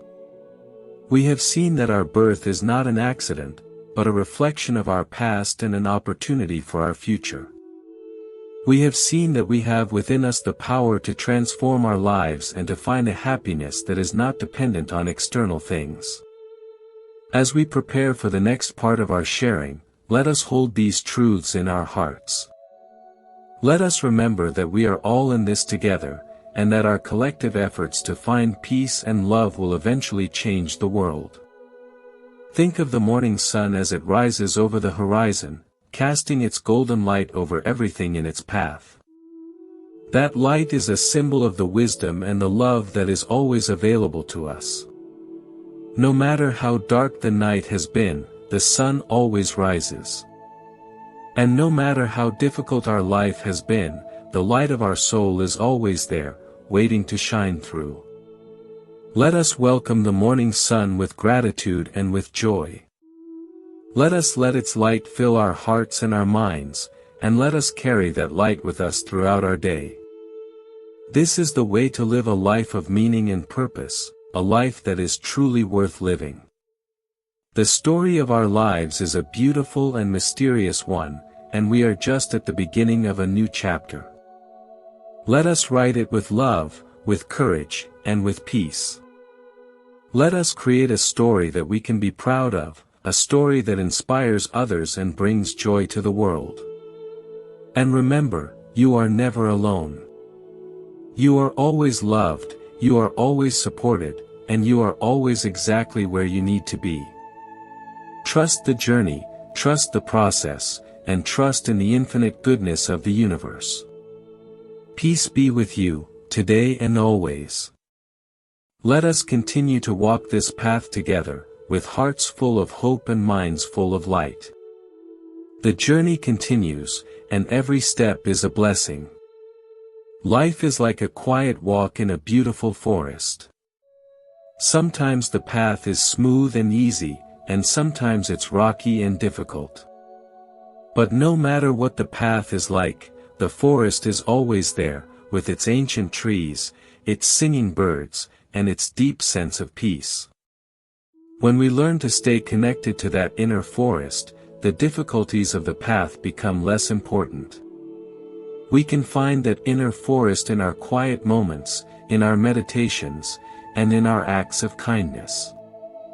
It is a place where we can always go to find rest and renewal. It is a place where we can always go to find our true selves. So, take some time every day to walk in your inner forest. Listen to the wisdom of the trees, and let the peace of the forest fill your soul. This will give you the strength and the clarity you need to navigate the world with grace and with love. And when you meet someone on the path who is struggling, invite them to walk in your forest for a while. Share your peace and your strength with them, and help them to find their own way back home. This is the true meaning of compassion, and it is the highest calling of a human being. May you always find your way back to your inner forest, and may its peace always be with you. May your life be a beautiful walk in the woods, with many wonders to discover and many friends to share the journey with. The journey continues, and the forest is vast. Let us walk together, with hearts full of hope and minds full of light. Every moment is a miracle, and every breath is a blessing. In every heart, there is a small garden. Some gardens are well tended, with beautiful flowers and healthy trees. Other gardens are neglected, with many weeds and withered plants. The quality of our garden depends on the care we give it. If we water it with love and pull out the weeds of anger and greed, our garden will flourish. Our life is the reflection of our inner garden. If we want a beautiful life, we need to take care of our garden. We need to be mindful of the seeds we are planting and the way we are nurturing them. We need to be patient and diligent, and we need to trust in the natural process of growth. So, spend some time every day in your inner garden. Pull out a few weeds, water a few flowers, and just enjoy the beauty of the place. This will bring a sense of peace and joy into your life that will overflow and touch everyone you meet. And if your garden feels like it's in a state of neglect, don't worry. It's never too late to start gardening. Just start with one small corner, pull out one weed, and plant one seed of kindness. In time, your whole garden will be transformed into a place of immense beauty and peace. This is the work of a lifetime, and it is the most rewarding work we can do. It is the work that leads to true happiness and true freedom. So, let's pick up our tools and get to work. Our garden is waiting for us. May your garden always be a place of peace and joy, and may its beauty be a source of inspiration for everyone who sees it. The journey continues, and the garden is growing. Every moment is a miracle, and every breath is a blessing. When we look at a beautiful sunset, we don't try to change it. We don't say, the red should be a little more orange, or, the clouds are in the wrong place. We simply watch it with a sense of wonder and appreciation. We can learn to look at our own lives in the same way. Our lives are like a sunset, with many different colors and shapes that are constantly changing. Instead of trying to control everything and make it perfect, we can learn to appreciate the beauty of what is. We can learn to find joy in the middle of our struggles and peace in the middle of our chaos. This doesn't mean that we stop trying to improve ourselves or to make the world a better place. It simply means that we do those things from a place of acceptance and love, rather than from a place of resistance and fear. When we accept our lives exactly as they are, we find a sense of peace that allows us to act with more wisdom and more compassion. So, take a moment to look at your life right now. See the colors, the shapes, and the patterns. Appreciate the beauty of the whole tapestry, even the parts that are difficult or painful. This is your life, and it is a masterpiece in progress. Trust in the wisdom of the universe, and trust in your own soul. You are exactly where you need to be, and everything is unfolding exactly as it should. Relax into the beauty of the moment, and let the peace of the universe fill your soul. May you find the beauty in every moment of your life, and may you always live with a heart of gratitude and a mind of peace. The journey continues, and the sunset is beautiful. Every step is a blessing, and every moment is a miracle. As we finish this part of our conversation, let's keep the feeling of this peaceful sunset in our minds. Let's remember that even in the dark, the stars are still there, and the sun will rise again tomorrow. Our lives are part of a beautiful and eternal cycle of light and love. Peace be with you, today and always. Let us walk this path together, with hearts full of hope and minds full of light. The journey continues, and every step is a blessing. Everything we do has an impact on the world around us. A kind word, a gentle touch, or a peaceful thought can make a difference in ways we can't even imagine.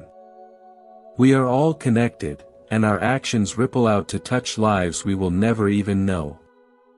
Think of a single drop of water falling into a still lake. The ripples go out in all directions, touching the entire surface of the lake. Our lives are like that drop of water. Every act of kindness creates ripples of goodness that go out into the world and touch the hearts of many. So, be mindful of the ripples you are creating. Choose to create ripples of love, peace, and compassion. Be the one who brings a little more light into the world, one small act at a time. This is how we truly change the world, and it is a work that we can all do. Let us work together to create a world that is full of beauty, peace, and love. Let us be the ones who bring hope to the hopeless and strength to the weak. This is the true meaning of a life well lived, and it is a goal that is within reach for everyone. As we conclude this part of our sharing, let us keep the warmth of this connection in our hearts. Let us remember that we are all brothers and sisters, and that our lives are woven together in a beautiful and mysterious way. May we all be blessed with peace, with wisdom, and with a heart that is always full of love. The sun is always shining, even when the clouds are thick. Your light is always there, even when the world feels dark. Keep shining, keep loving, and keep being the amazing person that you are. The universe is celebrating you, every step of the way. The quiet sound of our breath is a reminder that we are alive and that we are connected to the source of all life. Every breath is a gift, and every breath is a miracle. When we learn to stay connected to our breath, we find a sense of peace and presence that is truly wonderful. In the middle of a busy day, take a moment to just stop and breathe. Feel the air moving in and out of your body. Notice the way your chest rises and falls. This simple practice can bring you back to the present moment and help you to find your center. When you are feeling overwhelmed or stressed, your breath can be your anchor. It can help you to stay calm and to see things more clearly. It is a tool that is always with you, and it is always available to help you find your peace. So, practice being mindful of your breath throughout your day.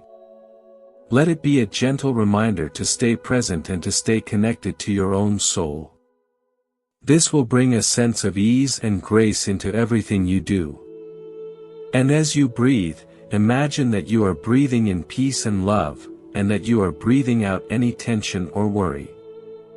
Let every breath be a moment of renewal and a moment of light. This is the way to live a life of meaning and purpose, a life that is truly worth living. May your breath always be a source of peace and strength for you, and may it always guide you back to the present moment. May your life be a beautiful dance of breath and light, with many wonders to discover and many joys to share. The journey continues, and every breath is a blessing. Peace be with you, today and always. In our time together, we have shared many stories and reflections about the journey of the soul. We have seen that we are all on a journey toward the light, and that every experience we have along the way is a lesson that helps us get there. As we prepare for the next part of our sharing, let us hold these truths in our hearts. Let us remember that we are all in this together, and that our collective efforts to find peace and love will eventually change the world. Think of a bright star in the night sky, guiding sailors on a dark ocean. That star is a symbol of the wisdom and the love that is always available to us. No matter how dark the night has been, the star is always there. And no matter how difficult our life has been, the light of our soul is always there, waiting to guide us home. Let us follow that light with confidence and with joy. Let us let its light fill our hearts and our minds, and let us carry that light with us throughout our day. This is the way to live a life of meaning and purpose, a life that is truly worth living. The story of our lives is a beautiful and mysterious one, and we are just at the beginning of a new chapter. Let us write it with love, with courage, and with peace. Let us create a story that we can be proud of, a story that inspires others and brings joy to the world. And remember, you are never alone. You are always loved, you are always supported, and you are always exactly where you need to be. Trust the journey, trust the process, and trust in the infinite goodness of the universe. Peace be with you, today and always. Let us continue to walk this path together, with hearts full of hope and minds full of light. The journey continues, and every step is a blessing. Everything is as it should be, and we are exactly where we need to be. This is the ultimate peace, the peace of absolute trust in the universe. When we find this peace, we no longer feel the need to fight against anything. We simply let life happen, and we move through it with a sense of grace and ease. This doesn't mean that we become passive or that we stop caring. It simply means that our actions are guided by wisdom and love, rather than by fear and resistance. We do what needs to be done, and we let go of the results. This is the secret to true happiness and true freedom. So, let go of your worries and your fears. Let go of your need to control everything. Just be here, in this moment, and trust in the infinite wisdom of the universe. You are a part of a beautiful and perfect whole, and everything is working together for your highest good. Relax into the peace of the universe, and let it fill your soul. You are loved beyond measure, and you are supported in every step you take.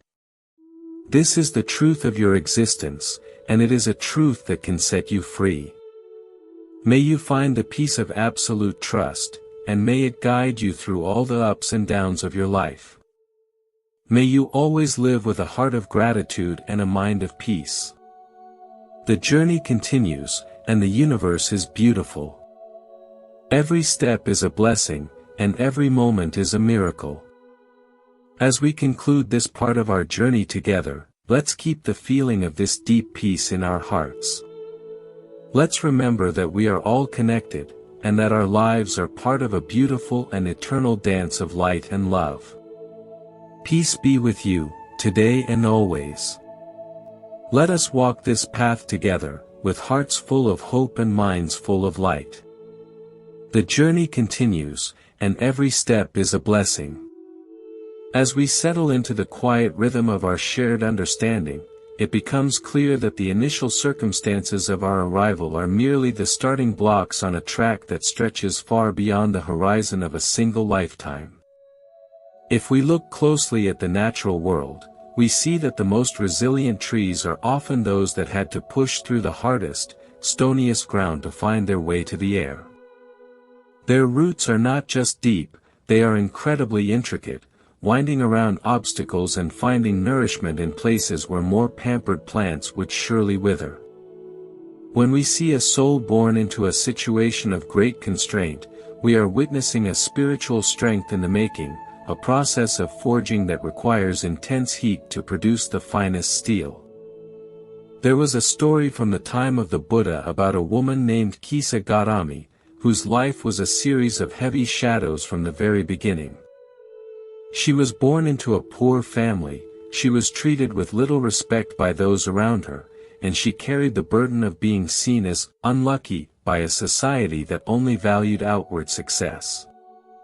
Her heart was a vessel of quiet sorrow until she found the one thing that gave her joy, her young son. When he was taken from her by death, her grief was so immense that it pushed her to the very edge of her sanity. She did not ask why she was born poor, she asked why the one light in her life had been extinguished. The way she was guided back to peace was not through a lecture on the mechanics of fate, but through a direct encounter with the shared reality of all living things. She was told to find a tiny grain of mustard seed from a home where no one had ever lost a loved one. As she walked from door to door, she discovered that the lucky births and the unlucky ones all met at the same destination of loss and change. The poverty of her birth was just one flavor of a universal experience of instability. This realization did not just comfort her, it transformed her into a beacon of wisdom. She eventually realized that the specific hardships of her life were the very things that broke her ego open, allowing the light of truth to flood in. We often make the mistake of thinking that a good birth means a life without pain, but true merit is often found in the ability to remain kind while the heart is breaking. Think of the earth itself, which is stepped upon, dug into, and burdened with all our waste, yet it never complains and continues to provide us with flowers and fruit. To be born into a situation where one must serve others, or where one has very little, is an opportunity to cultivate the immense patience and the unshakable stability of the earth. There is a profound concept in the teachings about the treasury of the heart that exists independently of the treasury of the house. You might see a person born in a palace who is spiritually bankrupt, filled with anxiety, suspicion, and a hunger that no amount of gold can satisfy. At the same time, you might see a person born in a simple hut who possesses a treasury of contentment so vast that they feel they have everything they need. The conditions of our birth set the stage, but the quality of the performance depends on the richness of our inner character. Consider the life of a humble monk who had nothing but a single robe and a bowl. He was born into a family of outcasts, people who were forbidden from even letting their shadows touch the ground of the high-born. In the eyes of the world, he was a tragedy from the moment he drew his first breath. Yet, when he sat under a tree in meditation, his mind was clearer than the finest crystal and his heart was more spacious than the sky. He did not feel that his birth was a mistake or a punishment. He saw it as a specialized path that stripped away all the distractions of pride and vanity, leaving him with only the essential truth. When we ask why the world is so uneven, we are often looking through the eyes of the ego which loves to compare and find fault. But if we look through the eyes of compassion, we see that every situation is a perfectly tailored classroom.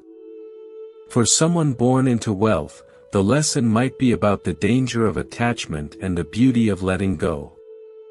For someone born into poverty, the lesson might be about the discovery of dignity that does not depend on possessions. Neither lesson is easier than the other, and both are necessary for the soul to complete its education. I remember a story of a merchant who was obsessed with the idea of fairness. He spent his days calculating who had more and who had less, and he was constantly miserable because he felt the universe was poorly managed.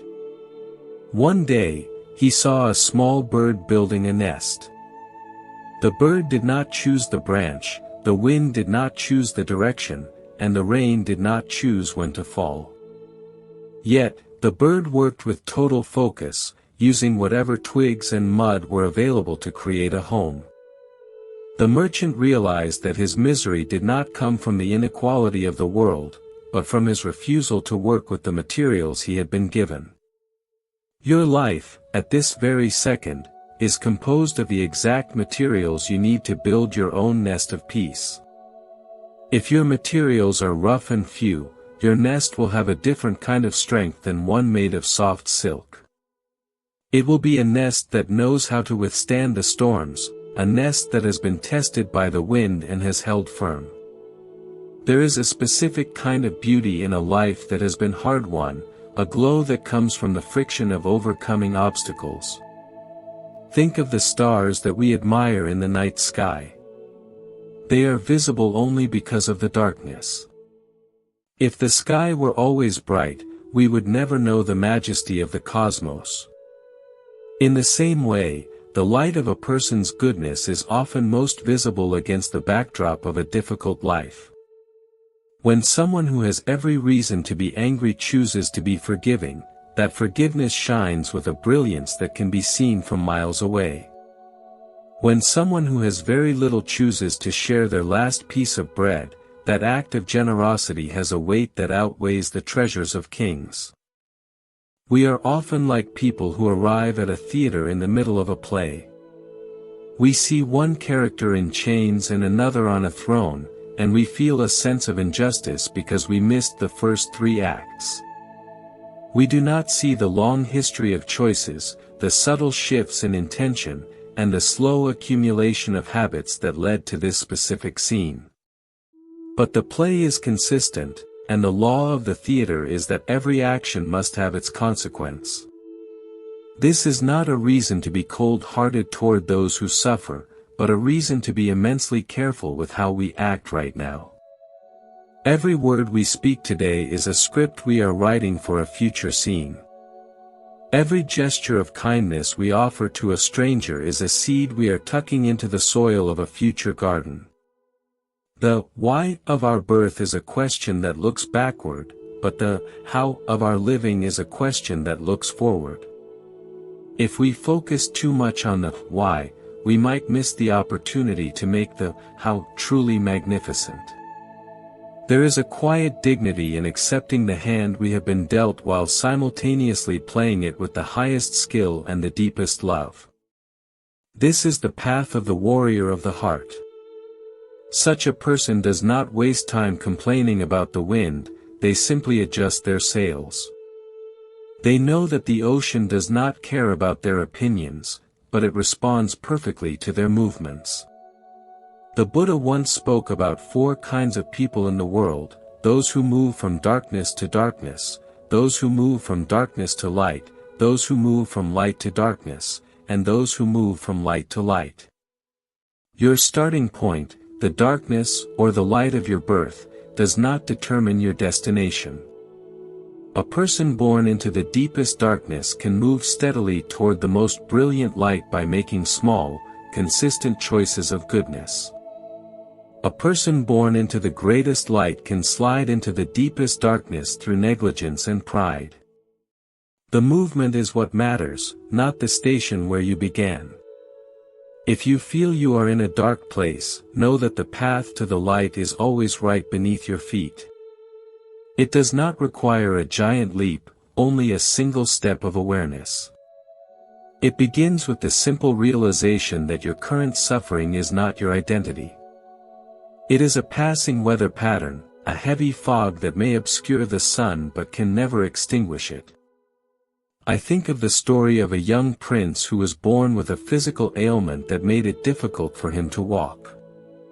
He spent his youth watching his brothers run and play, feeling a deep sense of bitterness and isolation. He felt that his birth was a curse. However, because he could not run, he spent his time sitting quietly in the gardens, observing the way the ants worked together, the way the flowers turned toward the sun, and the way the seasons spoke to the earth. He developed a mind that was incredibly observant and a heart that was deeply philosophical. When he eventually became king, he ruled with a wisdom and a gentleness that surpassed all his predecessors. His brothers were strong of body, but he was strong of soul. His limitation was the very thing that forced him to develop a higher kind of power. We are all born with ailments of some kind, whether they are physical, financial, emotional, or social. These are the boundaries of our current life, the walls of the room we are living in.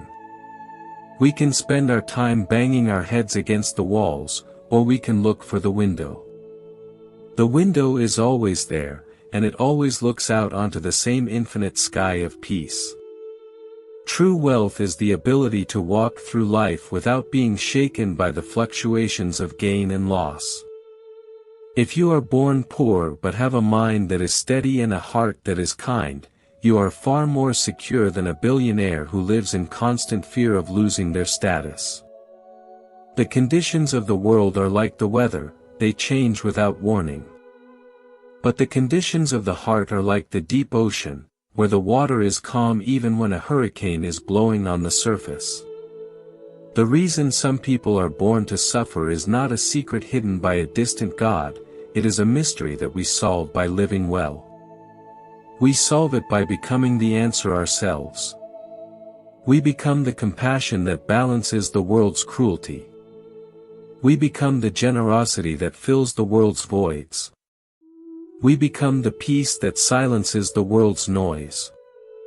There was a traveler who was walking through a desert and came across a man sitting by a dry well, looking very peaceful. The traveler asked, "How can you be so calm when the well is dry and the sun is so hot?" The man replied, "The well is dry, but the water of my life is within me. I do not depend on the well for my peace." This is the secret of those who have transcended the conditions of their birth. They have found the internal spring that never runs dry, regardless of the external landscape. This internal spring is accessible to every person, at every moment. It is not guarded by any gatekeeper, and it does not require any special credentials to drink from it. It only requires a quiet heart and a willingness to stop looking for satisfaction in places where it cannot be found. The diversity of our births also serves to remind us of the incredible complexity of the universe. If every flower were a rose, the garden would lose its magic.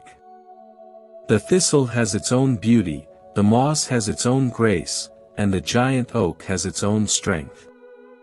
Each plays a role in the health of the entire forest. When we stop judging the different forms of life and start appreciating the unique contribution of each, our own sense of suffering begins to dissolve. We realize that we are part of a massive, ongoing conversation between the soul and the universe. The difficulties we were born with are the specific questions we are being asked to answer. How will you be kind when you are ignored? How will you be honest when you are poor? How will you be brave when you are weak? Our lives are the answers we provide. When we look at our neighbors, let us look with the eyes of a brother or sister who knows that we are all carrying different pieces of the same puzzle. Let us not envy their pieces, and let us not look down on their gaps. Instead, let us see how we can fit our strengths into their weaknesses, and how we can learn from their resilience. I remember a young girl who was born into a family where there was constant conflict. She could have grown up to be a person of anger and violence herself. But she saw the pain that the conflict caused, and she made a quiet vow in her heart to be a person of peace. She became the kind root of her family, the one who listened, the one who apologized even when she wasn't wrong, and the one who brought a quiet light into every room she entered. She did not let the soil of her birth dictate the flavor of her fruit. She chose a different flavor.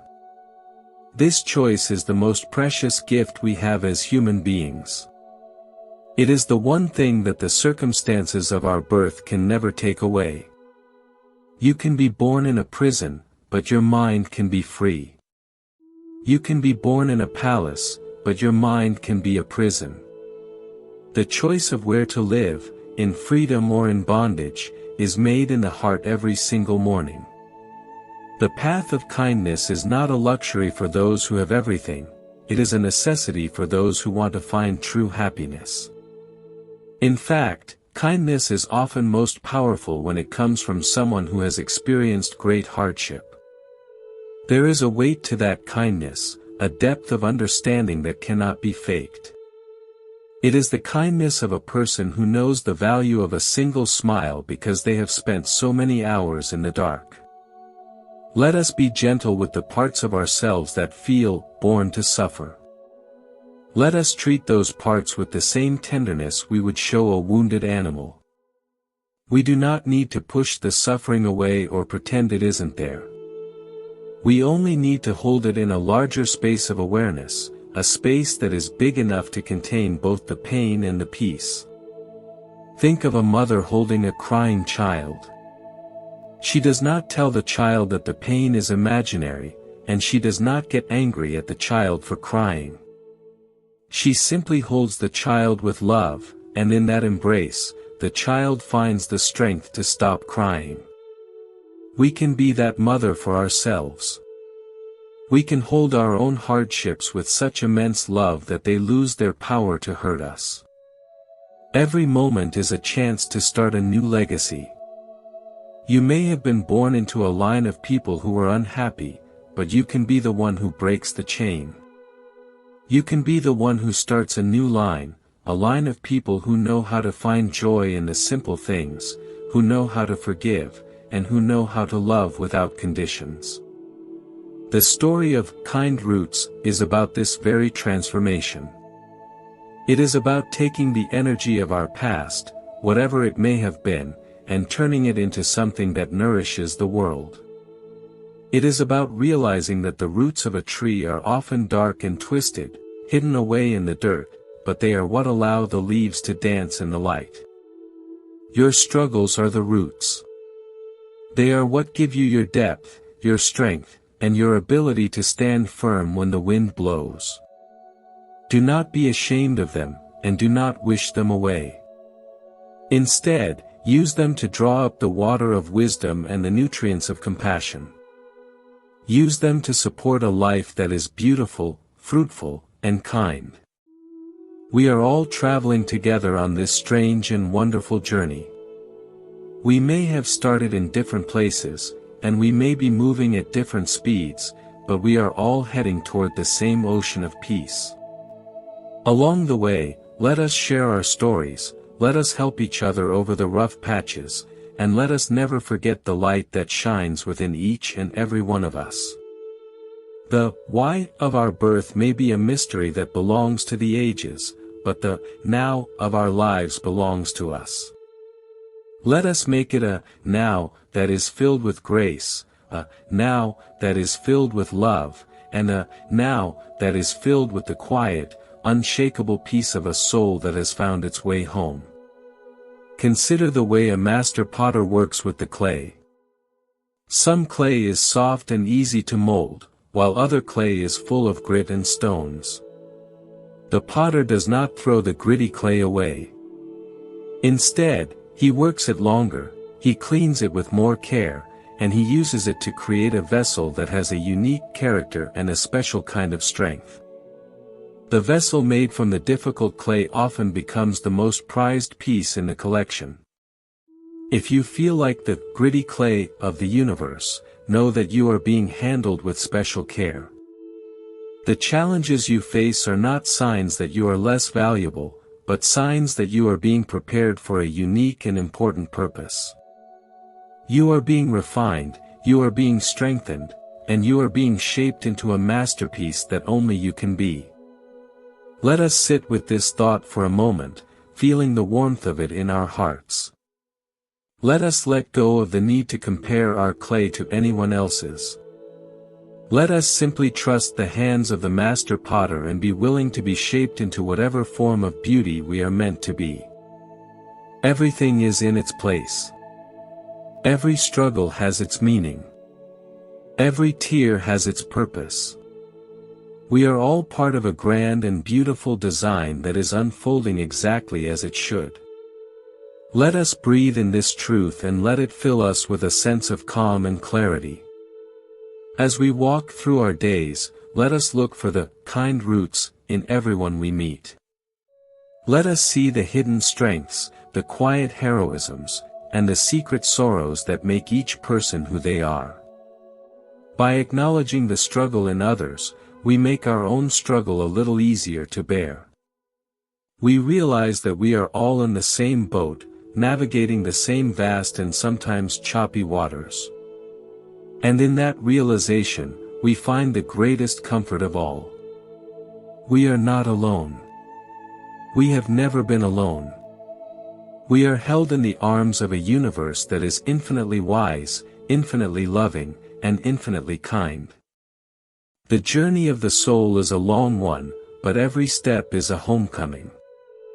Every moment of understanding is a return to our true nature. Every act of love is a glimpse of the divine.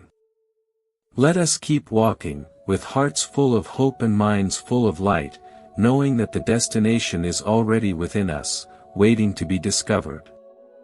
When we speak of the law of cause and effect, we should not see it as a cold and mechanical system. It is a living, breathing process of growth. It is the way the universe talks to us, showing us the results of our choices so that we can learn to make better ones. It is a teacher, not a judge. If we have made mistakes in the past that led to our current difficulties, we can acknowledge them with a sense of responsibility rather than guilt. Guilt is a heavy stone that keeps us stuck in the past, but responsibility is a tool that allows us to build a better future. We can say, I see that this action led to this result, and now I will choose a different action. This is the path of wisdom. It is the path of a person who is willing to learn from their experience and to keep growing, no matter how many times they fall. It is the path of a person who knows that the power of the present moment is greater than the weight of the entire past. Think of a candle that is lit in a dark room. The darkness may have been there for 100 years, but the moment the candle is lit, the darkness is gone. The light of a single moment of awareness can dissolve the shadows of 1,000 lifetimes. This is the incredible power we carry within us. We can light that candle at any time. We can choose to be aware, we can choose to be kind, and we can choose to be at peace. The darkness of our birth, the darkness of our circumstances, and the darkness of our mistakes cannot survive the light of a heart that is truly awake. So, let us be the ones who light the candles. Let us be the ones who bring the light of understanding into the dark corners of our lives and the lives of others. Let us be the ones who show the world that there is always a way out of suffering, and that the way is through the heart. The beauty of life is that it is always giving us another chance. Every breath is a fresh start. Every morning is a new beginning. No matter how unlucky we might have been at the start, we can be incredibly lucky right now by choosing to live with love and with wisdom. Let us embrace this luck. Let us celebrate the opportunity we have been given to be alive, to learn, to grow, and to love. Let us make the most of every moment, and let us leave a trail of kindness wherever we go. The story of the kind roots is your story. It is the story of a soul that has found its strength in the earth and its beauty in the light. It is the story of a heart that has found its way home. Let us continue this journey together, with a sense of wonder and a heart full of gratitude. The path is beautiful, and the destination is peace. The quiet rhythm of our breath is the song of the universe playing through us. Every inhale is a gift, a taking in of the life force that sustains us all. Every exhale is a letting go, a return of that energy to the whole. In this simple act of breathing, we are participating in the grand dance of existence. When we are in tune with our breath, we are in tune with the flow of life. We find that we can meet any challenge with a sense of calm and clarity. We realize that we are not the separate, isolated beings we sometimes think we are, but parts of a vast and interconnected whole. This realization is the ultimate cure for the feeling of being born to suffer. When we see that we are part of the whole, our individual suffering takes on a different perspective. It becomes a small part of a much larger process of evolution and growth. We see that our pain is not personal, but a universal human experience that connects us to all living things. And in that connection, we find a sense of peace that is beyond all understanding. We find a love that is unconditional and a wisdom that is infinite. We find the true meaning of our lives, which is to be a vessel for that love and that wisdom in the world. So, let us breathe deeply and let us love fully. Let us be the ones who bring the peace of the heart into the world, one breath and one act of kindness at a time. This is the way to create a life that is truly magnificent, a life that is a blessing to all. As we go through our day, let us keep this feeling of peace and connection alive in our hearts. Let us look at every person we meet with eyes of love and understanding. Let us be the kind roots that support the world in its journey toward the light. The journey continues, and the path is beautiful. Every step is a blessing, and every moment is a miracle. Trust the journey, trust the process, and trust in the infinite goodness of the universe. In the time of the Buddha, there was a man who was so poor that he had nothing to give to the monks but a single, tattered cloth that he and his wife shared. They would take turns wearing the cloth to go out and look for food. One day, the man heard the Buddha speaking and felt a deep desire to give something. He thought of his only cloth, and a struggle began in his mind. If he gave the cloth, how would they survive? But if he didn't give it, how would his heart find peace? Finally, his devotion overcame his fear, and he offered the cloth with a joyful heart. He cried out, "I have conquered. I have conquered," meaning he had conquered his own greed and his own fear. This act of giving from a place of extreme lack was so powerful that it rippled out and touched the heart of the local king, who eventually provided the couple with everything they needed. The man's poverty was the very thing that made his gift so magnificent. If he had been a wealthy man, 1,000 cloths would not have meant as much as that one tattered piece. His hardship was the stage for a great victory of the spirit. We all have tattered cloths in our lives, things we are afraid to let go of or situations that make us feel small.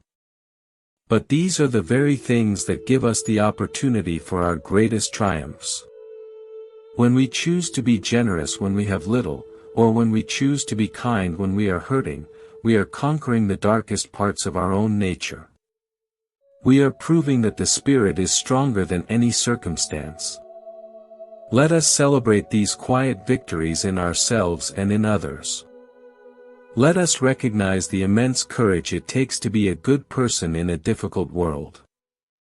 And let us know that every such victory is a step toward a life of true freedom and lasting peace. The path is not about reaching a place where there are no problems, but about becoming a person who can be at peace in the middle of any problem. It is about building an inner sanctuary that is untouched by the world's fluctuations. This sanctuary is built with the stones of mindfulness, the mortar of compassion, and the light of wisdom. Once this sanctuary is built, it doesn't matter where we are born or what happens to us. We carry our peace with us wherever we go. We are like the sun, which shines just as brightly over a garbage heap as it does over a garden of roses. The sun's light is not diminished by what it shines upon, and our inner peace is not diminished by our circumstances. May we all find that inner sanctuary within ourselves. May we all be at peace, today and always. The journey continues, and the light is always there to guide us. Every word we share is a thread in the conversation we are having with our own souls. As we talk about the reasons for our birth and the nature of our suffering, we are really exploring the depths of our own being. We are discovering the hidden treasures of wisdom and love that have been there all along, waiting to be found.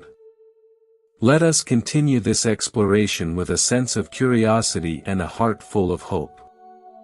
Let us be willing to look at the dark places, knowing that the light of our awareness will transform them.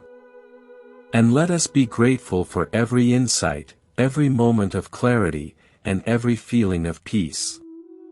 The story of our lives is a masterpiece in progress, and we are the artists. Let us use the brightest colors of our love and the deepest tones of our wisdom to create a work of art that is truly beautiful. Let us make our lives a testament to the power of the human spirit to rise above anything and to find beauty in every situation. The journey of the kind roots is a journey of transformation, from the dark soil of our birth to the bright light of our potential. It is a journey we are all taking together, and every step we take makes the world a little brighter and a little more peaceful. Let us keep walking, with hearts full of hope and minds full of light. The path is beautiful, and the destination is peace.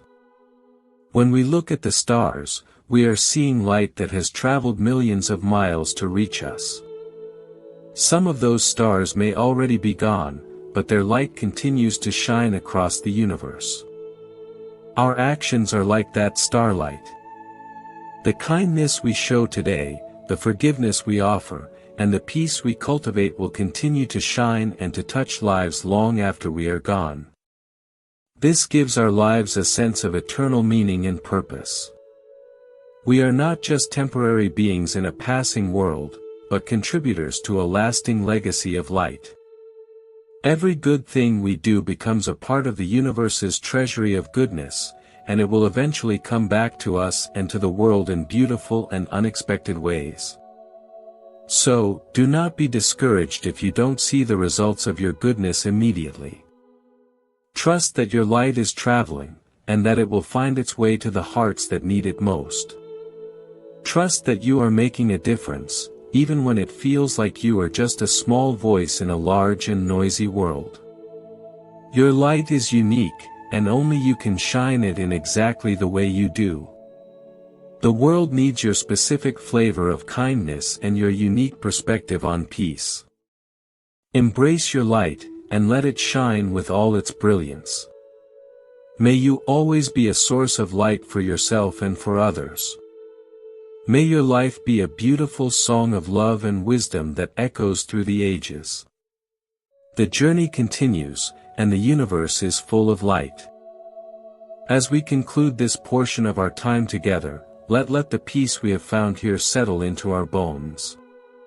Let it be a steady companion as we move through the rest of our day. Let it be a reminder of the truth of who we are, beyond our birth, beyond our suffering, and beyond our circumstances. We are the light, we are the peace, and we are the love we have been seeking. Everything we need is already within us. We only need to be still and to listen to the quiet voice of our own soul.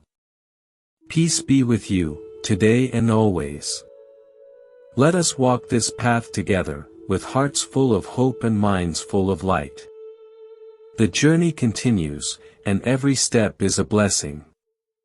Consider for a moment the silent growth of a massive mountain, which stands tall against the lashing rain and the freezing snow. It does not ask why it was placed in the path of the storm, nor does it try to move to a warmer valley. It simply remains, absorbing the elements and allowing itself to be carved into a magnificent monument of strength. Many people think that being born into a life of ease is the only way to find happiness, but a mountain that has never faced a storm would never have the jagged peaks and deep crevices that give it such character and grandeur. Your life is much like that mountain, where every cold wind of hardship and every heavy rain of sorrow is actually a master artist at work, shaping the contours of your spirit into something far more profound than a flat and featureless plain. There is an old story of a man who worked as a water carrier, using 2 large pots hung on each end of a pole across his neck. One of the pots was perfect and always delivered a full portion of water at the end of the long walk from the stream to the master's house, but the other pot had a crack in it. By the time they arrived, the cracked pot was always half empty. For years, the cracked pot felt a deep sense of shame and misery, believing it was a failure because it was born with a flaw that caused it to leak. It watched the perfect pot with envy, wondering why it had to be the one to suffer the indignity of being broken.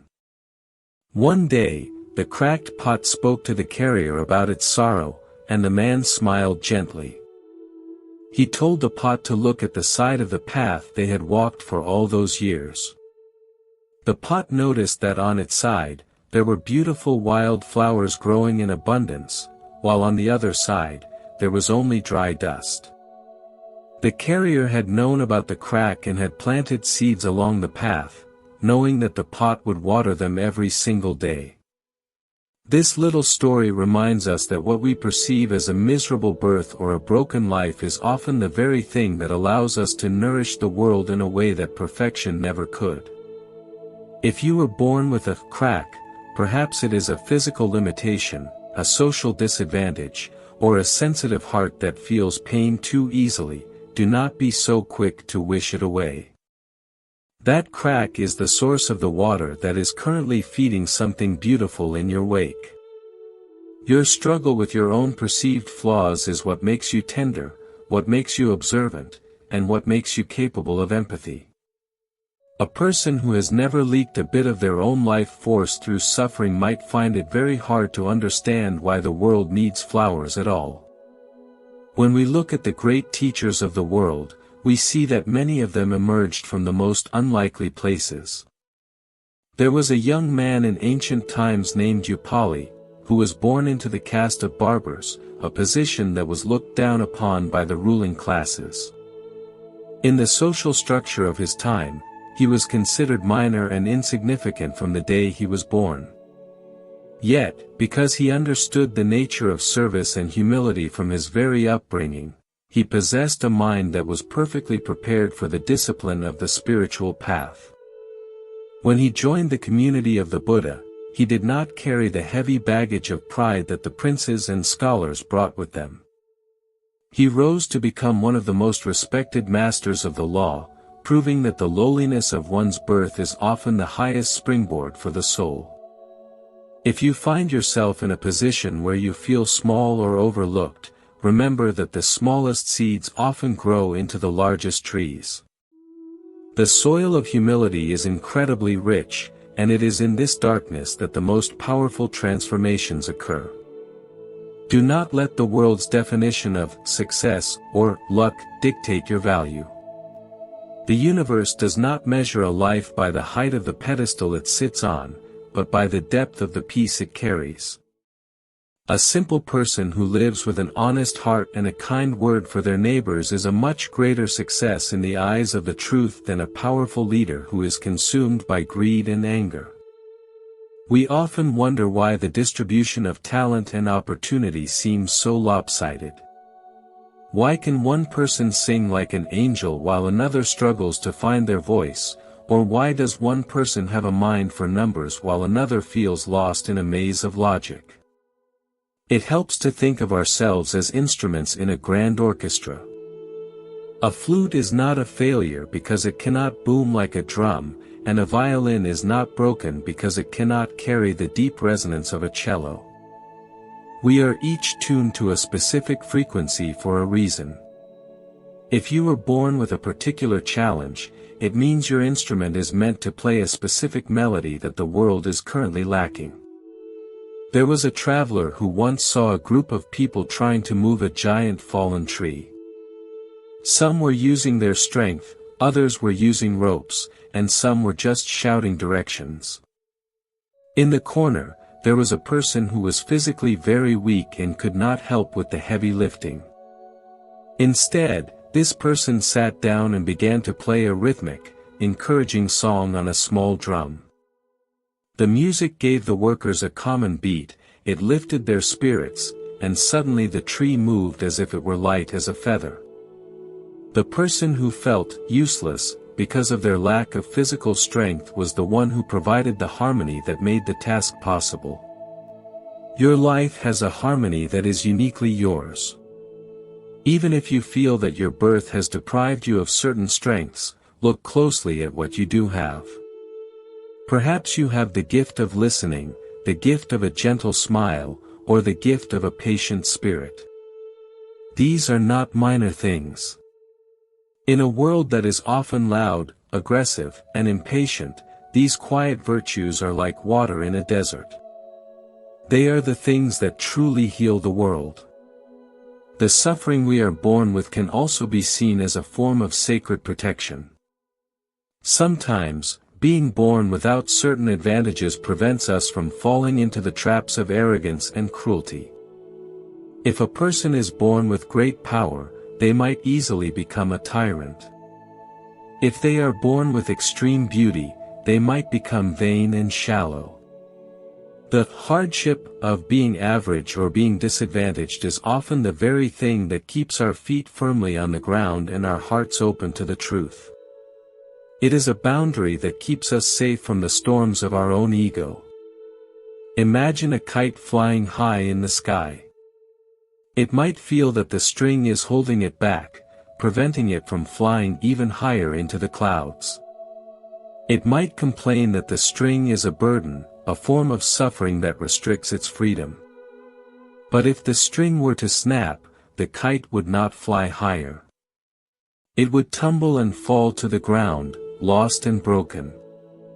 Our limitations, our birth conditions, and even our sorrows are often the strings that keep us connected to the earth and allow us to soar in the wind of the Spirit. Without them, we might lose our way entirely. When we accept the string of our life with grace, we find that we can fly with incredible stability. We stop fighting against the very thing that is supporting us. We realize that the tension in the string is what gives us our lift. In the same way, the tension between our current struggles and our desire for peace is what creates the energy for our spiritual growth. Without that tension, we would be stagnant. We would never seek the higher truths or look for the deeper meaning of our existence. Every person you meet is a mirror reflecting a different aspect of your own journey. When you see someone who is suffering more than you, it is an invitation to practice gratitude and generosity. When you see someone who seems to have more than you, it is an invitation to practice equanimity and to find joy in their good fortune without feeling diminished yourself. This constant interaction with the diversity of human experience is how we polish the mirror of our own heart. If everyone were born exactly the same, our hearts would remain dull and unrefined. Think of a diamond, which is nothing more than a piece of coal that stayed with its task under extreme pressure. The pressure did not destroy the coal, it transformed it. The heat did not burn it away, it made it brilliant.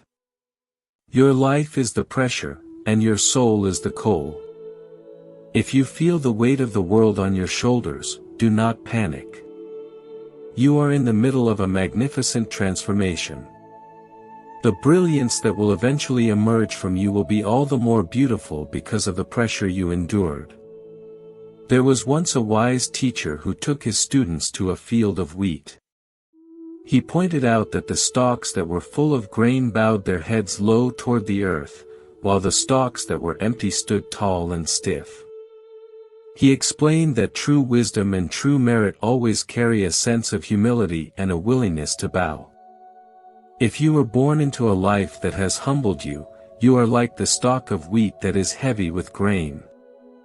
You have much to offer because you have learned the value of the earth and the importance of bowing to the realities of life. The people who are born into misery are often the ones who are closest to the heart of the universe. They have been stripped of the illusions that wealth and status provide. They know the raw truth of hunger, the sharp reality of cold, and the deep ache of loneliness. This direct contact with the fundamental truths of existence makes them incredibly powerful spiritual beings, even if they don't realize it themselves. Their very presence is a reminder to the rest of us to wake up, to be kind, and to remember what is truly important. I remember meeting a man who lived on the streets of a busy city. He had almost nothing, yet he had a habit of sharing the scraps of food he found with the birds in the park. He would sit there for hours, talking gently to the pigeons as if they were his oldest friends.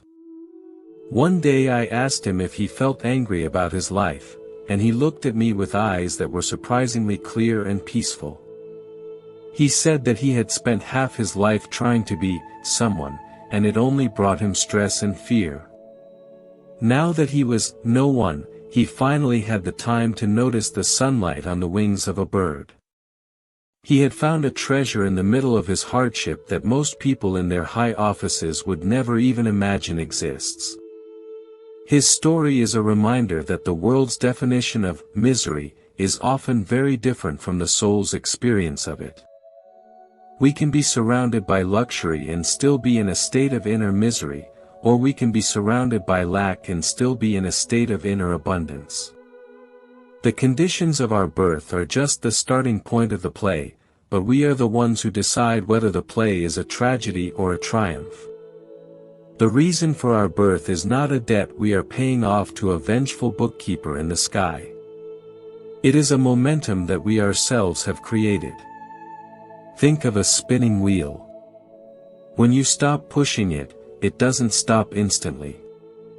It continues to spin for a while because of the energy you already gave it. Our lives are like that. The conditions we were born with are the remaining spin of our past actions.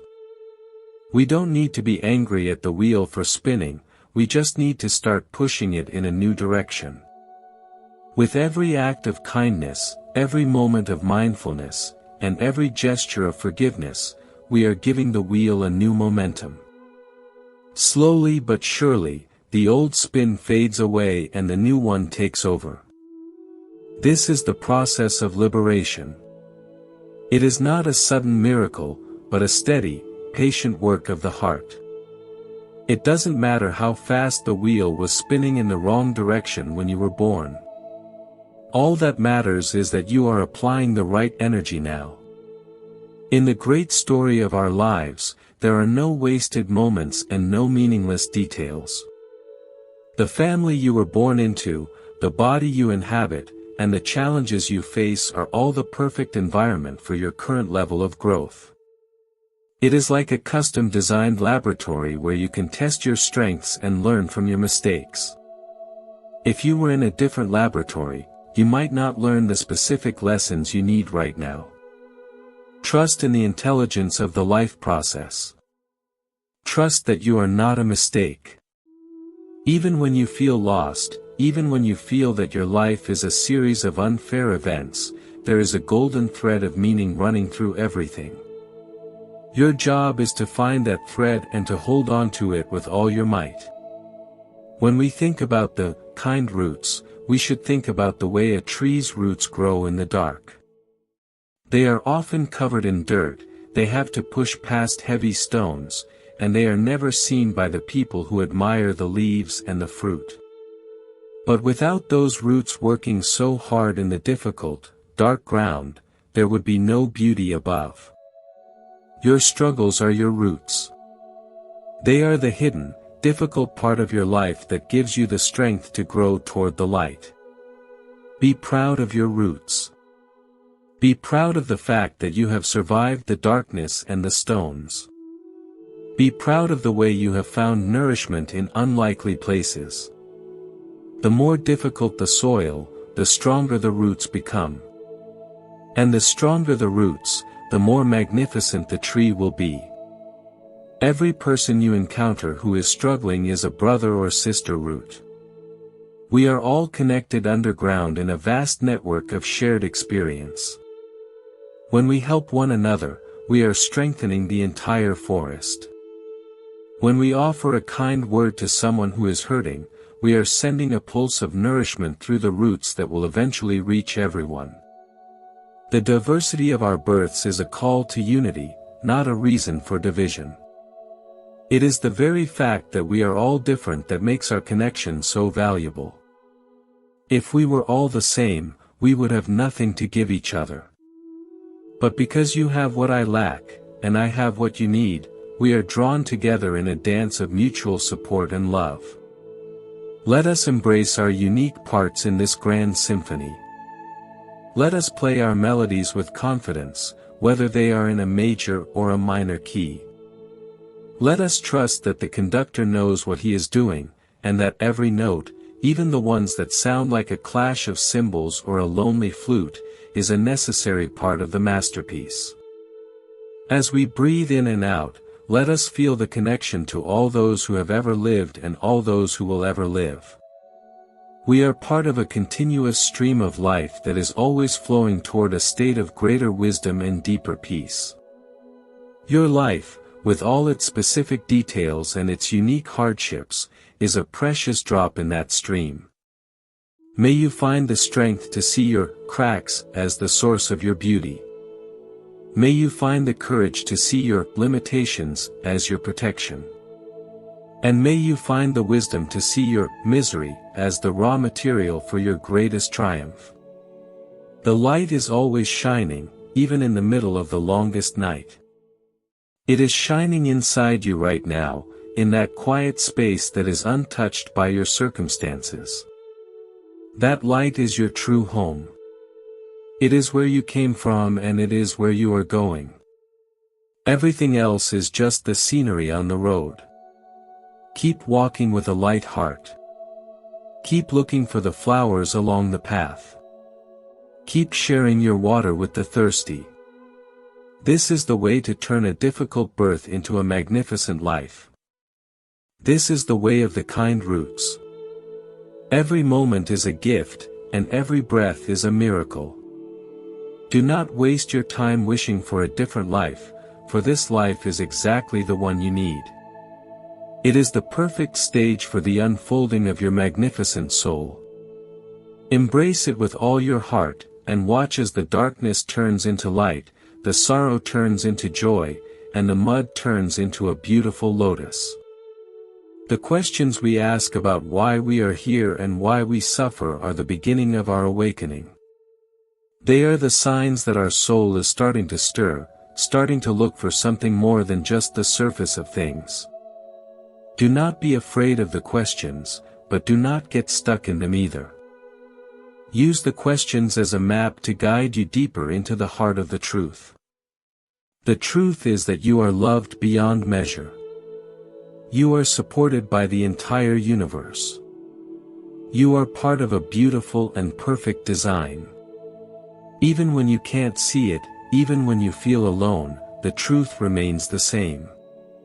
You are a brilliant spark of the divine, and nothing can ever change that. Let this truth be your anchor in the storm. Let it be the light that guides you through the dark. Let it be the peace that settles your heart when the world is noisy. You are home. You are safe. You are exactly where you belong. As the day turns to night and the stars come out, let us sit in silence and feel the deep peace of our own existence. Let us be grateful for the journey, for the struggles, and for the triumphs. Let us be grateful for each other, and for the opportunity to walk this path together. May all beings be happy. May all beings be free from suffering. May all beings find the peace that they are seeking. The journey of the kind roots is a journey of the heart. It is a journey of returning to the source of all love and all wisdom. It is a journey that has no end, for the heart is infinite and the love of the universe is eternal. Let us keep growing, keep reaching for the light, and keep being the kind and beautiful beings that we truly are. The world is waiting for your light. The world is waiting for your love. The world is waiting for you. Everything is unfolding perfectly. Every step is a blessing. Every breath is a prayer. The silent beauty of the universe is mirrored in the quiet depths of your own soul. When you find peace within yourself, you find peace in the whole world. When you find love within yourself, you find love in every living thing. This is the ultimate secret of the spiritual path. The conditions of your birth are just the ripples on the surface of the ocean, but you are the entire ocean. The ripples may be choppy and rough, but the depths are always calm and still. Go deep, find your stillness, and realize that you are much greater than any circumstance. You are the master of your own destiny. You are the architect of your own happiness. You are the light of the world. Trust in yourself. Trust in the life. Trust in the love. Everything is as it should be. You are home. The golden light of the afternoon sun often reveals details that we miss in the harsh glare of midday. In the same way, the sunset of our lives or the challenging periods we face can reveal a deeper beauty and a more profound truth. When things are perfect, we tend to skim over the surface of life, but when things are difficult, we are forced to look deeper. This deeper look is where we find our true strength. It is where we find the kind roots that sustain us through every season. It is where we find the peace that the world can neither give nor take away. So, cherish your difficult moments. They are the ones that are opening your eyes to the true nature of reality. They are the ones that are leading you back to yourself. May you always have the courage to look deep, the wisdom to see the truth, and the heart to love everything you find there. The journey is beautiful, and you are a vital part of it. Every word we speak is a prayer for a better world. Every thought we think is a seed for a more peaceful future. Let us speak with love, and let us think with wisdom. Let us be the change we want to see in the world. The story of the kind roots is a story of hope. It is a story of the power of the human spirit to overcome any obstacle and to find beauty in any situation. It is a story that is being written by you, every single day. Let us make it a story worth telling. Let us make it a story that brings a smile to the faces of those who come after us. Let us make it a story that echoes with the sound of laughter and the light of love. The journey continues, and the path is filled with light. Every step is a blessing. Every moment is a miracle. The quiet sound of the wind in the trees is a reminder that the universe is always breathing with us. We are never alone, and we are never separate from the life force that creates and sustains everything. When we feel the wind on our faces, let us remember that we are part of a grand and beautiful dance. The inequalities of birth are just the different costumes we wear in this dance. Some of us are dressed in silk, and some are dressed in rags. Some of us move with grace, and some of us struggle with every step. But the music is the same for everyone. The dance is the same for everyone. When we focus on the music and the dance, the costumes become less important. We see the light in each other's eyes, and we feel the rhythm of each other's hearts. We realize that we are all doing our best to keep up with the beat, and we find a sense of compassion for everyone else who is also trying their best. Let us be the ones who help those who stumble. Let us be the ones who cheer for those who are doing well. Let us be the ones who keep the dance going with our love and our joy. The world is a magnificent stage, and we are all playing our parts. Let us play them with all our hearts, with all our souls, and with all our might. Let us make the dance a beautiful one, a dance of peace and a dance of love. May you always hear the music of the universe, and may you always find the strength to keep dancing. The journey is long, but the music is eternal. Everything is unfolding exactly as it should. Every step is a blessing. Every breath is a prayer. The soft light of a single candle can illuminate a whole room. Your life, with all its challenges and its unique path, is like that candle. You have the power to light up the dark corners of the world, simply by being who you are. Do not try to be like anyone else. Do not wish for a different birth or a different life. Your specific combination of strengths and weaknesses is exactly what the world needs right now. You are a unique and precious gift, and there is no one else in the world quite like you. Embrace your uniqueness. Shine your light with confidence. Be the brilliant, beautiful being that you were born to be. The world is waiting for your light. The world is waiting for your love. The world is waiting for you. Everything is in its place. You are home. The quiet peace of a still lake reflects the entire sky. When your mind is still, you reflect the entire universe. All the wisdom, all the love, and all the peace of the cosmos is already within you. You don't have to go anywhere to find it. You only need to be still. The conditions of your birth are like the ripples on the surface of the lake. They might disturb the reflection for a while, but they can never change the sky.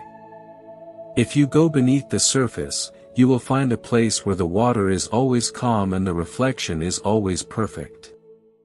This is the place of your true self. It is a place of infinite peace and eternal love.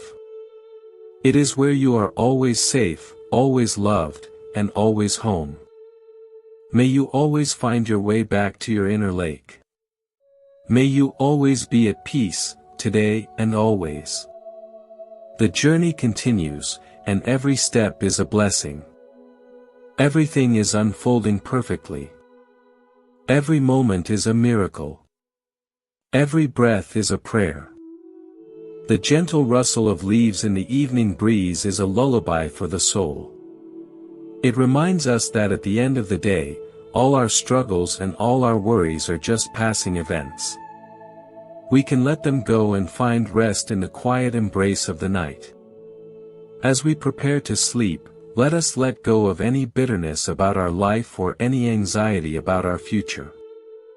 Let us trust that the universe will take care of us, just as it takes care of the birds and the flowers. We are held in the arms of a love that never ends. May you have peaceful dreams and a quiet heart. May you wake up in the morning with a sense of hope and a feeling of peace. The journey is beautiful, and you are a vital part of it. Every word we share is a thread in the tapestry of our shared lives. Let us weave a tapestry of love, a tapestry of wisdom, and a tapestry of peace. This is our gift to the world, and it is a gift that will last forever. The story of the kind roots is a story of transformation. It is a story of the power of the heart to turn any situation into a source of beauty and meaning. It is a story that you are writing with every breath and every act of kindness. Make it a masterpiece. The journey continues, and the light is always there. Every step is a blessing. Every moment is a miracle. The soft glow of the morning star is a promise of a new day. No matter how dark the night has been, the morning always comes. No matter how difficult your life has been, a new beginning is always possible. Take a deep breath and feel the fresh air in your lungs. Feel the strength in your body and the clarity in your mind. You are alive, and you have another chance to create a life of meaning and peace. Embrace the day with gratitude. Look for the opportunities to be kind, to be patient, and to be wise.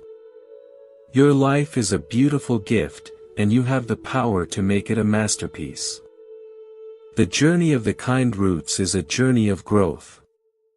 It is a journey of turning the mud of our birth into the lotus of our spiritual awakening. It is a journey we are taking together, one step at a time. Keep growing. Keep reaching for the light. Keep being the amazing person that you are. Everything is unfolding perfectly. You are exactly where you need to be. Peace be with you. Have you ever sat by a stream and watched how the water interacts with the different stones in its bed?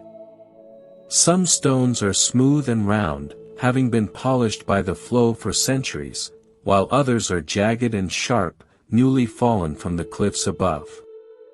The water does not judge the jagged stone for being rough, nor does it praise the smooth stone for its grace, it simply flows over, under, and around them both with the same tireless persistence. Our lives are much like that stream, and the circumstances of our birth are the stones we find in our path. If you feel that your life has been filled with jagged edges and sharp corners, remember that the water of time and the flow of your own spirit are constantly at work, softening those edges and turning your struggles into a unique kind of beauty that only comes from endurance. In ancient times, there was a young man who was born with a voice that was barely a whisper, yet his heart was filled with a song that he longed to share with the world. He spent his years in silence, watching others speak and sing with ease, feeling that he had been born into a prison of quiet. One day, he began to express his song through the movement of his hands, weaving intricate patterns in the air and carving delicate shapes into wood. People who saw his work felt a peace they had never known, because his art contained a depth of feeling that words could never capture. He realized that if he had been born with a loud voice, he might have spent his life talking about trivial things, but his silence had forced him to find a language of the soul that spoke directly to the hearts of everyone. This reminds us that what we often perceive as a missing piece in our lives is actually an empty space where something even more precious is meant to grow. If you were born into a situation where you lacked money, or health, or a stable home, look closely at the qualities you had to develop just to survive. You might find that you possess a resilience, a resourcefulness, or a deep capacity for empathy that others, who have always had plenty, might never know.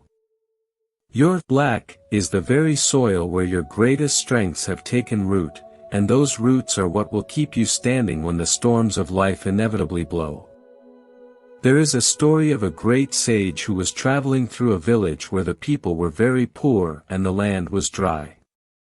He saw a woman working in a small, dusty garden, carefully tending to a single, stunted tree. He asked her why she worked so hard for so little reward, and she replied that the tree was not just a source of food, but a teacher of hope. She said that every leaf it managed to produce was a victory over the desert, and every fruit was a miracle of persistence. The sage realized that the woman was not poor at all, because she possessed a wealth of spirit that could find beauty in the middle of a drought. We often look at the lives of others and think they have it easier because they were born with more advantages, but every life has its own version of a drought. The person born into wealth might struggle with a drought of purpose, feeling that their life is a hollow shell of possessions. The person born with great talent might struggle with a drought of humility, becoming so focused on their own success that they lose their connection to others. No birth is without its challenges, and no life is a straight path to happiness. The value of our journey is not found in avoiding the desert, but in learning how to find the hidden springs of peace that exist in every landscape. Think of a potter working with a wheel, where the clay must be centered perfectly before it can be shaped into a vessel. If the clay is off-center, the vessel will be wobbly and prone to breaking. The circumstances of our birth are like the initial lump of clay placed on the wheel. It might be lopsided, it might be dry, or it might be full of air bubbles. Our spiritual work is to bring ourselves to the center, to find that point of stillness where the external world can no longer throw us off balance. Once we are centered, the potter of the universe can begin to shape us into something truly magnificent, regardless of how the clay looked at the start. I remember a woman who was born into a family where education was not valued, and she was expected to spend her life in menial labor. She felt a deep hunger for knowledge, but the doors were always closed to her. Instead of becoming bitter, she began to learn from the world around her, observing the cycles of the moon, the habits of the animals, and the wisdom of the elders. She became a source of great knowledge for her village, a healer and a storyteller who understood the secrets of the earth. When she finally had the chance to learn to read and write in her later years, she did so with a passion and a depth of understanding that put younger students to shame. Her unlucky start had given her a hunger for truth that became the driving force of her entire life. Your hunger, your longing, and even your frustration are signs that your soul is alive and seeking its way back to the light. Do not suppress these feelings or judge them as negative. Use them as fuel for your journey. Let your longing for a better life drive you to cultivate a better heart. Let your frustration with the world drive you to be a source of peace within it. You are the master of your own internal alchemy, and you have the power to turn the lead of your suffering into the gold of your wisdom. There is a profound beauty in a life that is built from the ground up, with no shortcuts and no handouts. Such a life has a solidity and an authenticity that cannot be faked. When you have faced the darkness and found your own way to the light, you become a beacon for others who are still lost in the shadows. Your life becomes a map, showing that even the most difficult path can lead to a place of peace. Consider the stars that navigate the night sky, each following its own course through the vastness of space. Some stars are part of bright constellations, while others seem to stand alone in the dark. But every star, no matter how isolated it feels, is held by the same laws of gravity and light. You are like one of those stars, and your life is part of a grand celestial dance that is much larger than you can imagine. Your birth was not a random spark, but a deliberate entry into a story that has been unfolding for eons. When you feel small or insignificant, look up at the sky and remember that the same energy that moves the galaxies is moving through you right now. You are not a mistake, and you are not a victim of chance. You are a vital participant in the evolution of the universe, and your struggles are part of the process of your unfolding. The more you align yourself with the truth of your own being, the more you will feel the support of the entire cosmos behind you. There was a humble woodcutter who lived at the edge of a great forest, and every day he would work hard to provide for his family. He was born into a life of labor, with no hope of ever becoming rich or powerful. Yet, he had a habit of singing as he worked, and his songs were so full of joy and gratitude that the forest itself seemed to listen. People from the nearby town would often walk out to the edge of the forest just to hear him sing, and they would return home feeling a sense of peace they couldn't explain. The woodcutter didn't realize that his simple life was a profound teaching for everyone who met him, showing that happiness is not a result of what we have, but of how we inhabit the moments we are given. His story is a reminder that the world needs your joy, your peace, and your unique melody, no matter what your circumstances are. Do not wait until your life is perfect to start sharing your light. Start now, right where you are, with whatever you have. Even a small spark can light up a dark room, and even a single act of kindness can change the course of a day. We are all born with a certain amount of baggage from the past, a collection of habits, tendencies, and consequences that we carry with us into this life. Some of us carry a heavy trunk, while others carry only a small bag. But the baggage is not who we are, it is just what we are carrying for a while. Our work is to go through the bags, keep what is useful, and let go of what is not. This process of decluttering the soul is the work of a lifetime, and it is the way we find our true freedom. If you find that your baggage is particularly heavy, do not be discouraged. It simply means that you have a greater opportunity for growth. Every time you let go of a bit of anger, a bit of greed, or a bit of pride, you become lighter and more agile. You start to realize that the person you thought you were, the one defined by the baggage, is not the real you at all. The real you is the one who is doing the letting go, the one who is choosing to be free. The diversity of our births is a reflection of the infinite creativity of the universe.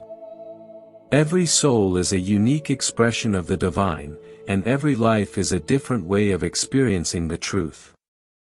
We are like the colors of a rainbow, each distinct and beautiful, yet all emerging from the same source of light. When we stop comparing our color to others and start shining as brightly as we can, the rainbow becomes a masterpiece. Let us be the ones who celebrate the diversity of life, who see the beauty in every birth and the potential in every soul. Let us be the ones who offer support instead of judgment, and love instead of fear. By doing so, we create a world that is more kind, more peaceful, and more full of light. The kind roots of your life are the values and the intentions you hold in your heart. They are the things that ground you and give you strength. No matter how difficult the soil of your birth was, you can always choose to grow roots of kindness, roots of patience, and roots of wisdom. These roots will sustain you through every season, and they will eventually produce a fruit that is sweet and nourishing for everyone. I think of a tree that grows in a crack in a rock, high on a windy mountain. It has every reason to be stunted and weak, yet it stands tall and strong, its branches reaching toward the sun. It has found a way to turn the rock into a source of stability and the wind into a source of strength. You are like that tree. Your challenges are not obstacles to your growth, they are the very things that are forcing you to become strong and resilient. May you always find the strength to stand tall, the wisdom to find nourishment in unlikely places, and the heart to reach for the light. Your life is a beautiful and precious gift, and you are doing a magnificent job of unwrapping it. Trust the process, trust yourself, and trust in the deep goodness of life. Every breath you take is a connection to the infinite energy of the universe. Every heartbeat is a reminder that you are part of a grand and beautiful dance. Do not let the noise of the world drown out the music of your own soul. Listen to the quiet voice within, the one that knows your true worth and your true purpose. As the sun continues its path across the sky, let us move through our days with a sense of wonder and gratitude. Let us look for the miracles in the ordinary and the beauty in the struggle. Let us be the ones who bring a little more light into every room we enter and a little more peace into every life we touch. The story of your life is still being written, and you are the one holding the pen. Make it a story of courage, make it a story of love, and make it a story of peace. The world is waiting to read your masterpiece. The quiet strength of a seed as it pushes through the dark earth to find the sun is one of the most powerful forces in nature. Your journey is like that of the seed. You have had to push through the darkness of your own struggles, the heaviness of your own doubts, and the obstacles of your own birth. But look at how far you have come. You are already beginning to see the light, and your true potential is starting to unfold. Be patient with yourself as you grow. A seed does not become a tree overnight, and a soul does not find its full peace in a single day. It is a process of small, steady movements toward the light. Trust that every effort you make, no matter how small, is bringing you closer to your destination. The reason some people are born to suffer is not a mystery to be solved, but a reality to be met with compassion. When we meet suffering with love, it begins to lose its power over us.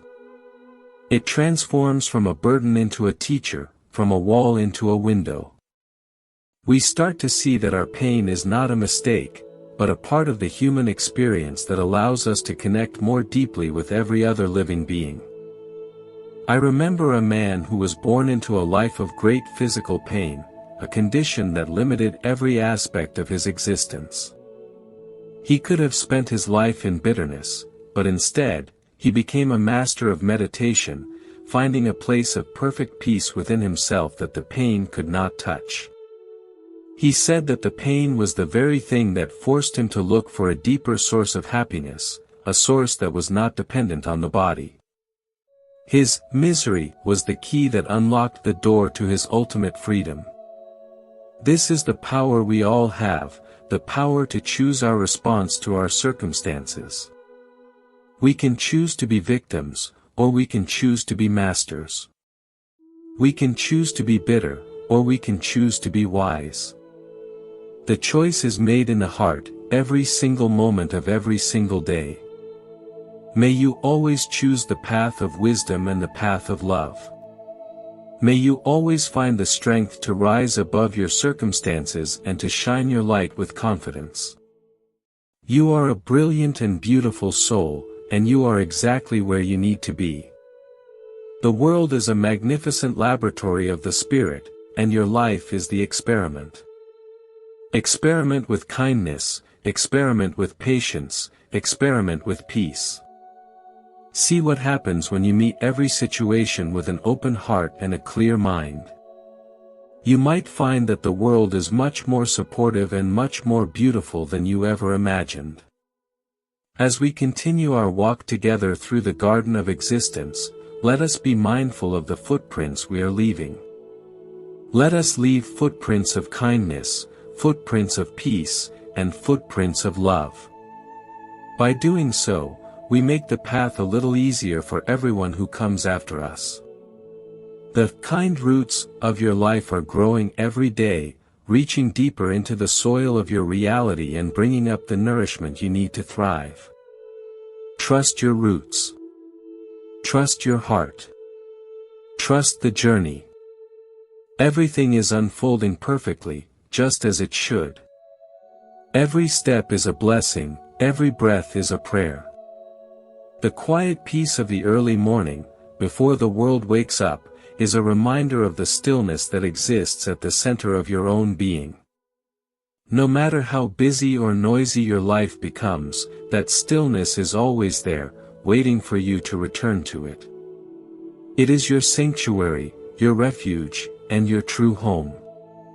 Take a few moments every day to sit in that stillness, to breathe in the peace and to let go of the noise. This will give you the clarity and the strength you need to navigate the challenges of your day with grace and wisdom. It will remind you of who you really are, beyond your birth, beyond your circumstances, and beyond your suffering.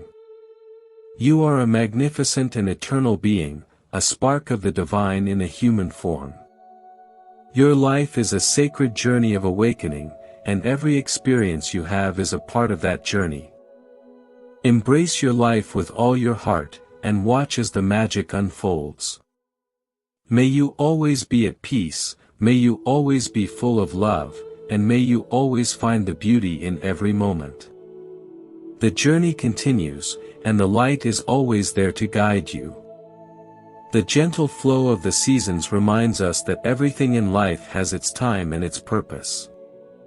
There is a time for planting, a time for growing, and a time for harvesting. Your life is also moving through its own seasons, and the winter of your suffering will eventually give way to the spring of your peace. Trust in the timing of your life. Do not try to rush the process or to force the results. Just be present in whatever season you are in, and do the work that is required. If you are in a season of struggle, focus on cultivating patience and resilience. If you are in a season of peace, focus on cultivating gratitude and generosity. Every season has its own beauty and its own lessons. The more you can embrace the season you are in, the more you will find the peace that exists beyond the seasons. You will realize that you are not the changing weather, but the sky that remains always the same. The story of the kind roots is a story of a soul that has learned to thrive in every season. It is a story of a heart that is grounded in the earth and reaching for the sun. It is a story that you are writing with every breath and every action. Make it a beautiful story, a story of hope, a story of love, and a story of peace. The journey continues, and every step is a blessing. Every moment is a miracle. The soft light of the moon as it reflects on a quiet lake is a symbol of the peace that is possible when our minds are still. Our thoughts are like the ripples on the surface of the lake, often distorting the reflection of the truth. But when we quiet our thoughts, the truth becomes clear, and we see the beauty of the universe as it really is. Practice being a quiet lake. Let your thoughts come and go like ripples, but do not let them disturb the depths of your peace. Stay centered in your own stillness, and watch as the world reflects back to you the love and the wisdom that you carry within. You are a brilliant and beautiful expression of the divine, and your life is a sacred dance of light and love. Embrace your dance with all your soul, and let the music of the universe guide your steps. Everything is in its place. Every struggle is a lesson. Every tear is a blessing. You are home. The quiet rhythm of your heart is the drumbeat of your own existence, a steady and reliable reminder that you are alive and that you are exactly where you need to be. Listen to your heart, trust its wisdom, and let it lead you on your journey toward the light. You have the power to create a life of meaning and peace, no matter what your circumstances are. You have the power to turn your suffering into a source of strength and your challenges into a source of wisdom. You are the master of your own soul, and you are doing a magnificent job. Keep going, keep growing, and keep being the amazing person that you are. The world is waiting for your light. The world is waiting for your love. The world is waiting for you. Everything is unfolding perfectly. Every step is a blessing. Every breath is a prayer. The soft glow of the morning sun as it peeks over the horizon is a promise of a new day and a new beginning. No matter how dark the night has been, the sun always rises. No matter how difficult your life has been, the light is always there. Embrace the day with gratitude and hope. Look for the opportunities to be kind, to be patient, and to be wise. Your life is a beautiful gift, and you have the power to make it a masterpiece. The journey of the kind roots is a journey of the heart, a journey of returning to the source of all love and all wisdom. It is a journey we are taking together, one step at a time. Keep walking toward the light. Keep reaching for the sun. Keep being the kind and beautiful being that you truly are. Everything is unfolding perfectly. You are exactly where you belong. Peace be with you, today and always. The way a single candle can light thousands of other candles without shortening its own life is much like the way our inner resilience acts upon the world around us. We often feel that being born into hardship means we have nothing to give, that we are empty vessels waiting to be filled by the charity of others. But if you look at the history of the human heart, you will see that some of the most profound generosity comes from those who have known the most intense lack. When you have survived the cold, you know exactly how to offer warmth, and when you have navigated the dark, you know exactly how to hold a lamp for someone else. This capacity to turn our own history of suffering into a resource for others is the ultimate alchemy of the soul, a process where the lead of our past becomes the gold of our present service.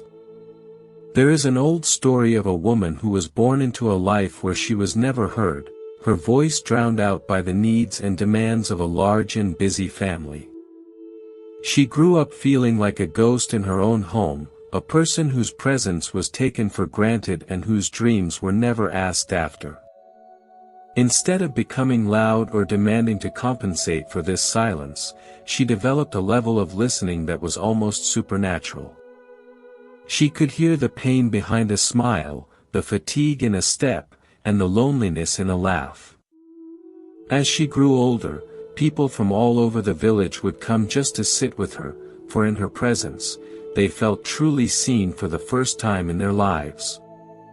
Her unlucky birth, which had denied her a voice, had gifted her with an ear that could heal the world. This quiet power is available to all of us who feel that our birth was somehow lacking. If you were born without status, you have the freedom to move through the world without the burden of reputation. If you were born without physical strength, you are forced to develop the agility of the mind and the persistence of the spirit.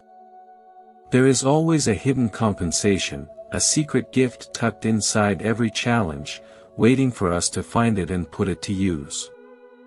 Our task is not to lament the shape of the gift, but to learn how to open it. Think of a library filled with books of every imaginable genre, from the most tragic dramas to the most light-hearted comedies. A reader does not look at a tragedy and say it is a bad book simply because it contains sadness, rather, they appreciate the depth of character and the emotional truth that the story reveals. Our lives are the books in this cosmic library. If your life has been a tragedy from the start, filled with loss and struggle, you are a book that offers a level of depth and meaning that a light-hearted comedy can never reach. You are a source of wisdom for those who are facing their own dark chapters, a guide who can show them that even in the most difficult stories, there is a thread of grace that never breaks. I remember a man who was born into a lineage of deep-seated anger, a family where words were used as weapons and love was a rare and fragile thing. He could have easily inherited that anger and passed it on to his own children, continuing a cycle that had lasted for generations. But he made a quiet choice to be a circuit breaker. He spent his life practicing the art of the gentle word and the soft touch, learning to absorb the anger of others and return it as peace. He said that his difficult birth was his greatest motivation, for he knew exactly what the world felt like without kindness, and he was determined to make sure that no one else felt that way because of him. When we realize that we have the power to break these cycles, our birth conditions stop feeling like a prison and start feeling like a mission. We are not just victims of our ancestry or our environment, we are the pioneers of a new way of being. We are the ones who can say, "The pain stops with me." This is a heroic way to live, a way that transforms our personal suffering into a collective blessing. It takes immense courage to be the one who chooses love when everyone around you is choosing fear, but that courage is exactly what the kind roots of our soul are made of. Consider the weaver who works at a loom, carefully interlacing threads of many different colors. If the weaver only used bright, sunny colors, the pattern would be flat and uninteresting. It is the inclusion of the dark blues, the deep purples, and the somber blacks that gives the tapestry its richness and its three-dimensional quality. Your life is part of a grand tapestry being woven by the universe. The dark threads of your birth and your struggles are not there to ruin the picture, but to provide the contrast that makes the light areas shine even more brightly. Without your unique contribution, the entire tapestry would be less beautiful. We often spend so much time wishing we were a different thread that we forget to be the best version of the thread we actually are. We look at the silk threads with envy, not realizing that the sturdy wool threads are the ones that give the tapestry its strength and durability. Your life has a specific texture and a specific weight that is needed for the integrity of the whole. Embrace your texture, embrace your weight, and play your part in the weaving with all the sincerity you can muster. There was a humble gardener who was born with a body that was twisted and pained, making every movement a struggle. He could have spent his days in bed, cursing the unfairness of his lot. Instead, he found peace in the slow, patient work of tending to the earth. He said that the flowers did not care if he moved slowly or if his back was bent, they only responded to the love and the care he gave them. His garden became a place of such immense beauty and tranquility that people would travel for miles just to walk through it. He had found a way to manifest the inner beauty of his soul in the physical world, proving that a twisted body can still produce a perfect rose. His story is a reminder that our outer conditions are not a barrier to our inner flowering.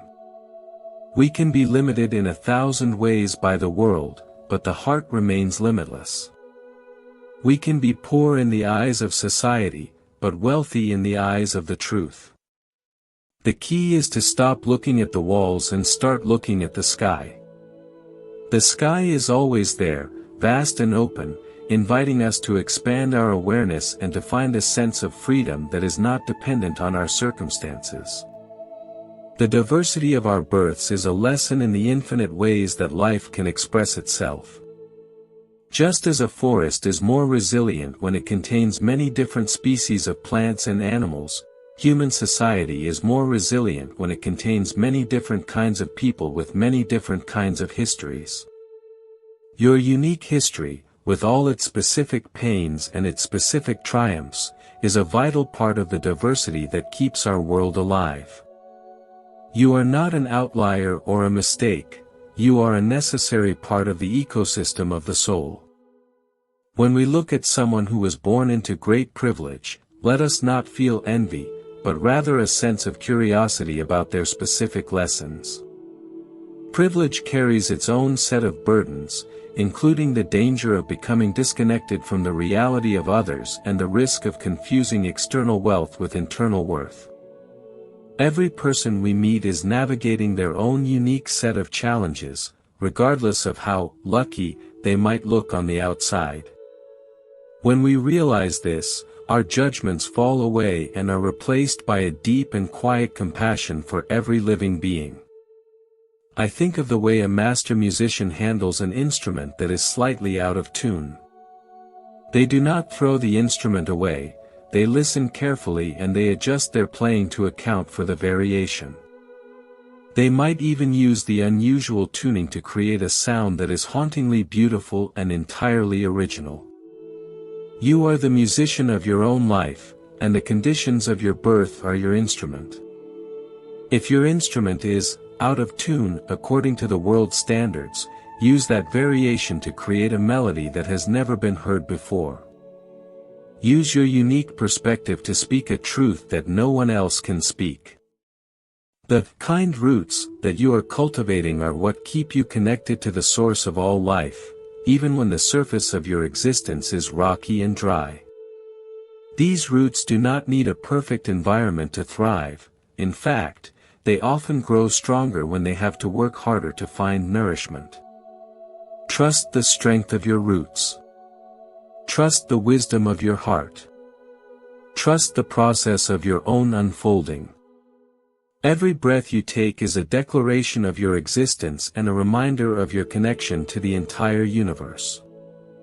You are breathing the same air that has been breathed by the sages, the poets, and the heroes of every age. You are part of a continuous lineage of life that is always seeking to understand itself and to find its way back to peace. Your struggles are not a sign of failure, but a sign of your active participation in this grand journey. As you move through the world, carry your history not as a burden, but as a badge of honor. You are a survivor, a learner, and a seeker.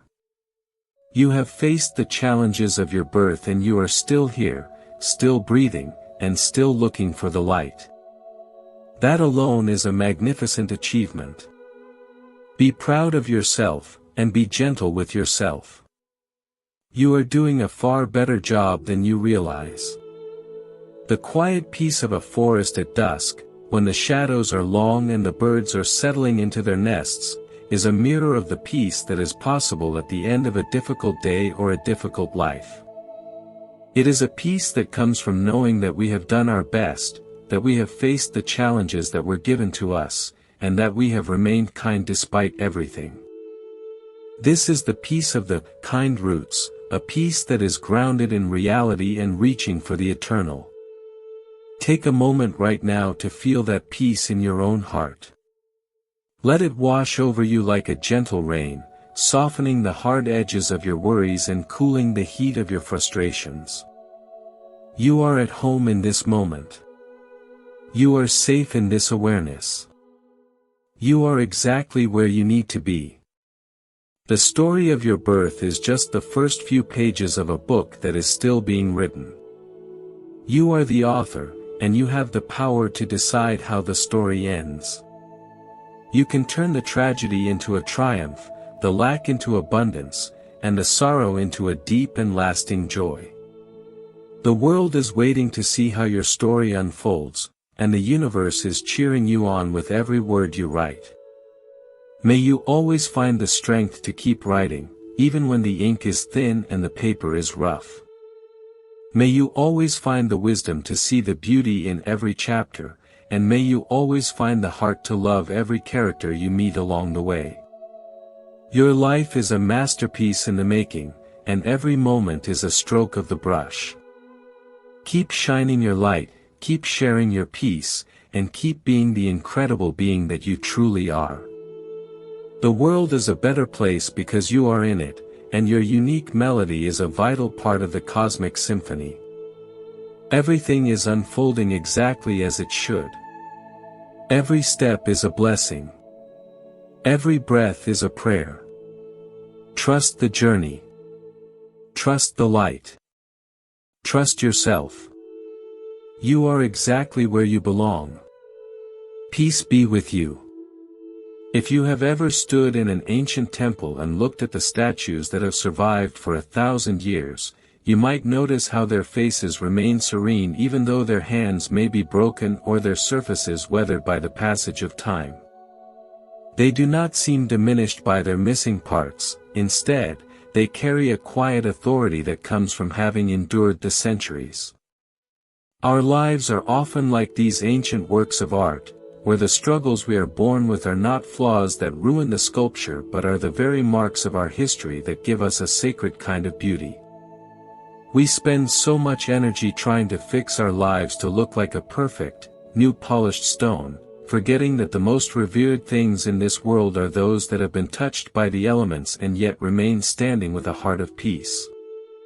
There is a story of a traveler who found a small bird with a damaged wing, hopping along the forest floor while its companions soared high above in the canopy.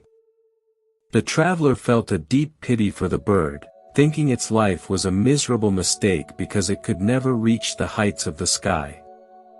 But as the traveler watched, he noticed that because the bird stayed close to the ground, it had discovered hidden springs of water and rare, sweet berries that the high-flying birds never even knew existed. It had a deep, intimate relationship with the moss, the ferns, and the tiny creatures of the earth. The bird was not living a lesser life, it was simply living a different one, a life of grounded wisdom and subtle discovery that was inaccessible to those who only knew the clouds. This reminds us that when we feel grounded by our circumstances, or when we feel that our wings were broken from the moment of our birth, we are being invited into a different kind of depth. If you cannot fly in the way the world expects, perhaps you are meant to be the one who understands the secrets of the earth. Perhaps your role is to find the hidden springs of compassion that only those who walk slowly and painfully can ever find. There is a specific type of grace that belongs to those who must navigate life with a limitation, a grace that is heavy with meaning and light with the absence of vanity. Think of a piece of sea glass that a child finds on the shore, glowing like a jewel in the sand. That glass did not start out as something beautiful, it began as a broken shard, sharp and dangerous, cast away as waste. It was the relentless tossing of the waves, the grinding against the sand, and the long years of being tumbled in the dark of the ocean that wore away its sharp edges and gave it that soft, frosted glow. If the glass had stayed in a cupboard, protected and lucky, it would still just be a common bottle. It was its misery in the cold, rough sea that transformed it into a treasure. You are like that sea glass, and the difficulties of your birth are the waves that have been refining you since the very beginning. Every time you have felt the world grinding against you, every time you have felt lost in the dark depths of your own struggle, you were being polished. The sharp edges of your ego, your pride, and your demands on how life should be are being worn away, leaving behind a soul that is soft to the touch and beautiful to behold. The light that shines through a polished soul is much gentler and much more comforting than the harsh glare of an unbroken one. I remember a woman who was born into a family where she was expected to be the caretaker of everyone else, sacrificing her own education and her own youth to nurse the sick and support the weak. To many, her life looked like a tragedy of missed opportunities and unfair burdens. Yet, by the time she reached middle age, she possessed a steady, unshakable calm that acted like a magnetic north for everyone who was lost. She did not need to read books to understand the human heart, because she had held so many hearts in her hands. Her unlucky birth had turned her into a sanctuary, a living library of human resilience. She once told me that she didn't feel she had missed out on life, rather, she felt she had been given a front-row seat to the most important parts of it. We often equate a good birth with the ability to do whatever we want, but true freedom is actually the ability to be at peace with whatever is happening. If you are born into a situation where your choices are limited, you have a unique opportunity to practice the highest form of spiritual work, which is the surrender of the personal will to the flow of the universe. This is not a passive giving up, but a courageous act of trust. It is the realization that the universe might have a much better plan for you than your own small ego does. Consider the roots of the willow tree, which are famous for their ability to find water even in the driest of times. They are not like the roots of the oak that stand stiff and can be snapped by a great flood. The willow roots are flexible, they move around the stones, they wrap themselves around obstacles, and they drink deeply from the hidden moisture of the earth. If the willow had been born into a garden where water was always poured on its surface, its roots would be shallow and weak. It is the search through the dark, difficult soil that makes the willow strong enough to survive any storm. Your challenges are your search for water. They are forcing your roots to go deep, to become flexible, and to find the source of life that exists far below the surface of things. When the great winds of change blow through the world, those who were born into ease are often the first to be uprooted, because they never had to build a strong foundation. But you, who have been reaching through the stones since the day you were born, you will stand firm. You will know how to bend without breaking, and you will know how to find peace even when the surface of the world is dry. There was once a young man who was born into a tradition of silence, where he was taught that every word spoken was a drop of energy spent. He watched the world around him, full of people shouting and arguing, and he felt that he was missing out on the power of influence. However, as he grew, he realized that because he spoke so rarely, his words carried the weight of mountains when he finally did open his mouth. People would stop and listen with their whole beings, because they knew that his voice came from a place of deep, accumulated silence. His restriction had become his greatest authority. In the same way, the things you feel restricted by, the parts of your life that feel small or quiet, are accumulating a power of their own. There is a sacred energy in the things we endure without complaint, a spiritual bank account that we are filling every time we choose patience over anger or kindness over bitterness. This energy does not disappear, it builds up within us until it becomes a quiet radiance that people can feel just by standing near us. You do not need to do anything special to be a kind root, you simply need to continue inhabiting your life with sincerity and a gentle heart. The diversity of our births is like the different instruments in a great piece of music.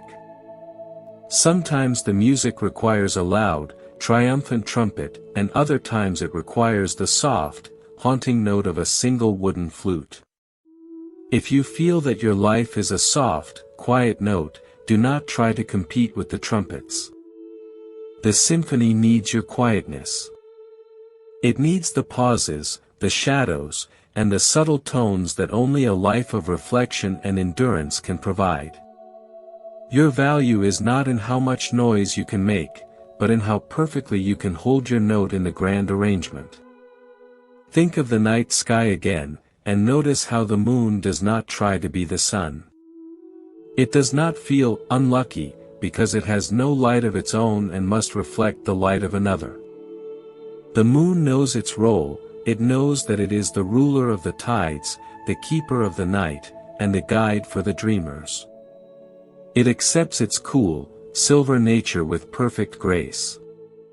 If the moon tried to be the sun, the world would burn.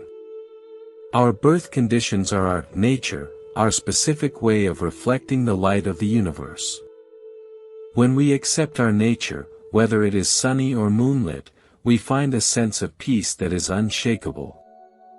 I think of the lotus once more, but this time, let us look at the water that surrounds it. The water is often stagnant, full of insects, and murky with the decay of the past. But the water is exactly what the lotus needs to stay cool and to rise above. The water is not the enemy of the lotus, it is the environment of its awakening. Your difficult family, your lack of resources, and your physical struggles are the water of your pond. You do not need to clean the pond before you can bloom. You bloom right in the middle of the murkiness, using the very conditions that seem to hold you back as the fuel for your rising. Every breath you take is a reminder that you are being supported by a life force that is far greater than your personal history. You are part of a massive, unfolding intelligence that does not make mistakes. The fact that you are here, breathing and seeking, is proof that you are exactly where you are supposed to be. You are a masterpiece in progress, a sacred work of art that is being shaped by the hands of the infinite. As the light of our understanding grows, we begin to see that the why of our birth is not nearly as important as the how of our response. We can spend our whole lives looking at the closed doors of our past, or we can turn around and see the open sky of our present. The present moment is the only place where we can actually live, and it is the only place where we can find peace. In this moment, you are not the child who was poor, you are not the student who struggled, and you are not the person who was treated unfairly. You are simply a soul, breathing in and breathing out, held in the immense love of the universe. Let go of the labels that the world has placed upon you. Let go of the story of poor me or unlucky me. These are just old clothes that no longer fit the growing person you are becoming. Step out of the old skin and into the light of your own true nature. You are brilliant, you are capable of immense love, and you have a peace within you that can settle a storm. The kind roots of your life are those moments when you choose to stay, when you choose to listen, and when you choose to be gentle with yourself. These roots are what give the world its stability. While the surface of the world is full of people running here and there, looking for happiness in things that will never satisfy them, you are the ones who are staying still and finding happiness in the simple truth of your own being. I remember a man who was born with a heart that was physically weak, meaning he could never run or play sports like the other boys. He spent his life moving slowly, speaking softly, and living a very simple life. He told me once that his weak heart was his greatest blessing, because it forced him to live a life of absolute gentleness. He couldn't afford to be angry or stressed, because his body wouldn't allow it. He had become a master of peace by necessity. He was the kindest man I ever knew, and his presence felt like a cool breeze on a hot summer day. His story is a reminder that our weaknesses are often the very things that lead us to our greatest strengths. We do not find peace by overcoming our limitations, but by embracing them and allowing them to soften us. When we stop fighting our own reality, we find that reality is much more beautiful than we ever imagined. Every word we share is a bridge between our hearts, a reminder that we are all walking the same path toward the light.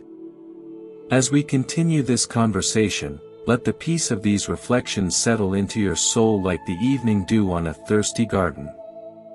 You are being nourished, you are being supported, and you are being loved.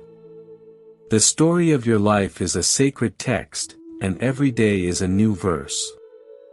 Write it with love, write it with courage, and write it with the quiet joy of a person who has found their own way home. The universe is listening, and every word you write is a blessing to the whole. Trust your roots. Trust your heart. Trust the light. You are exactly where you need to be. Peace be with you. There is a quiet wonder in the way a forest recovers after a great fire, where the scorched earth seems barren and defeated to the casual observer. However, beneath that layer of ash, certain seeds possess a shell so tough that they can only be cracked open by the intense heat of the flames. Without the fire, those specific flowers would never bloom, and their unique fragrance would never grace the air. If your birth felt like a trial by fire, or if your early years were marked by the heat of hardship, perhaps you are one of those rare seeds. Your strength was not meant for a gentle garden, it was forged for a landscape that requires a deeper kind of resilience. The very heat that seemed to destroy your comfort was actually the force that allowed your most beautiful qualities to break through their protective shells. Think of a person who was born into a world of constant noise, where their thoughts were always crowded by the voices and expectations of others.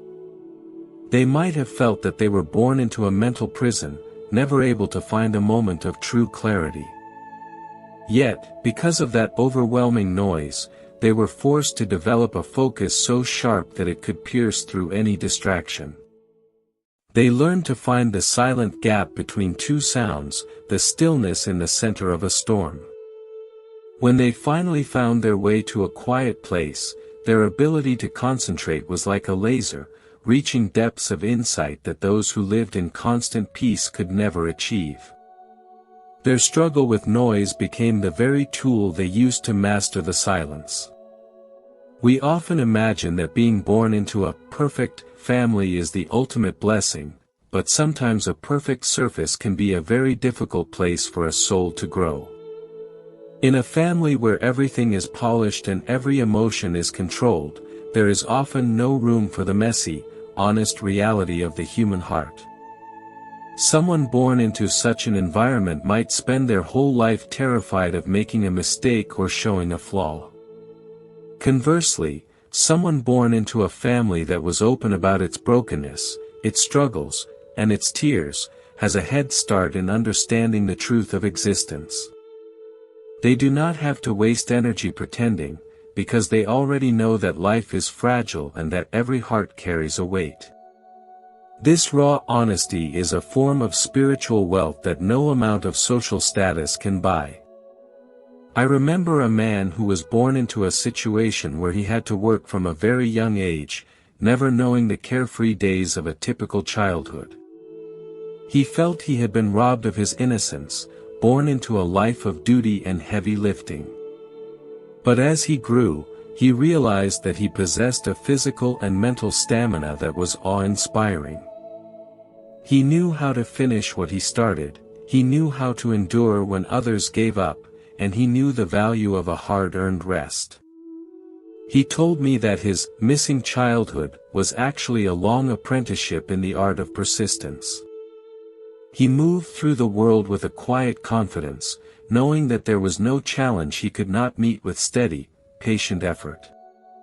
He was a pillar for everyone around him, a kind root that stayed firm when the ground was shaking. True abundance is not the presence of many things, but the absence of the fear that we will not have enough. Many people born into wealth are actually living in a state of deep poverty because their hearts are filled with the fear of loss. They are like people holding on to a handful of sand so tightly that they cannot use their hands for anything else. If you were born with little, you have the unique opportunity to discover that your worth is not tied to what you possess. You have the chance to learn that you can be happy with a simple bowl of rice and the company of a good friend. Once you know this, you are truly free, because the world can no longer tempt you with its shiny baubles or threaten you with their removal. Consider the weaver who uses a rough, unrefined thread to create a garment of extraordinary warmth and character. The thread itself might have been considered poor in quality, full of knots and variations in thickness. But in the hands of a skillful weaver, those very knots become a beautiful texture, and the variations become a design that tells a story of the earth. Your life is that rough thread, and your awareness is the weaver. Do not try to smooth out the knots of your past or hide the unevenness of your journey. Those are the details that make your life authentic. A garment made of perfect, factory-made thread has no soul, but a garment made of the thread of your real life is a work of art that can offer true warmth to a cold world. There was once a young woman who was born into a community that did not value her intellect, seeing her only as a worker and a helper. She spent her days in the fields, but her mind was always traveling, questioning the stars and the patterns of the wind. She felt she was born in the wrong place and the wrong time. However, because she had no teachers, she had to become her own teacher. She learned to observe nature with a level of detail that no textbook could provide. She understood the language of the birds and the secrets of the soil because she had to rely on her own direct experience. When she eventually met scholars from the city, they were stunned by her wisdom, for she knew things that they had only read about. Her limited birth had forced her to drink directly from the source of all knowledge. In the same way, the things you feel you were denied in your early life are the very things that are forcing you to find your own way. If you were denied love, you are learning how to be your own source of affection. If you were denied guidance, you are learning how to listen to the quiet compass of your own soul. This self-reliance is a powerful spiritual engine that will drive you far beyond the boundaries of your birth. You are not waiting for someone to save you, because you have already discovered the Savior within. The diversity of our starting points is like the different types of soil in a vast garden. Some plants need the rich, black earth of the valley, while others can only thrive in the thin, rocky soil of the high cliffs. The alpine flower is not unlucky because it has to cling to a crack in a stone, it is simply fulfilling its nature. It possesses a delicate beauty and a fierce strength that a valley lily will never know. You are like that alpine flower.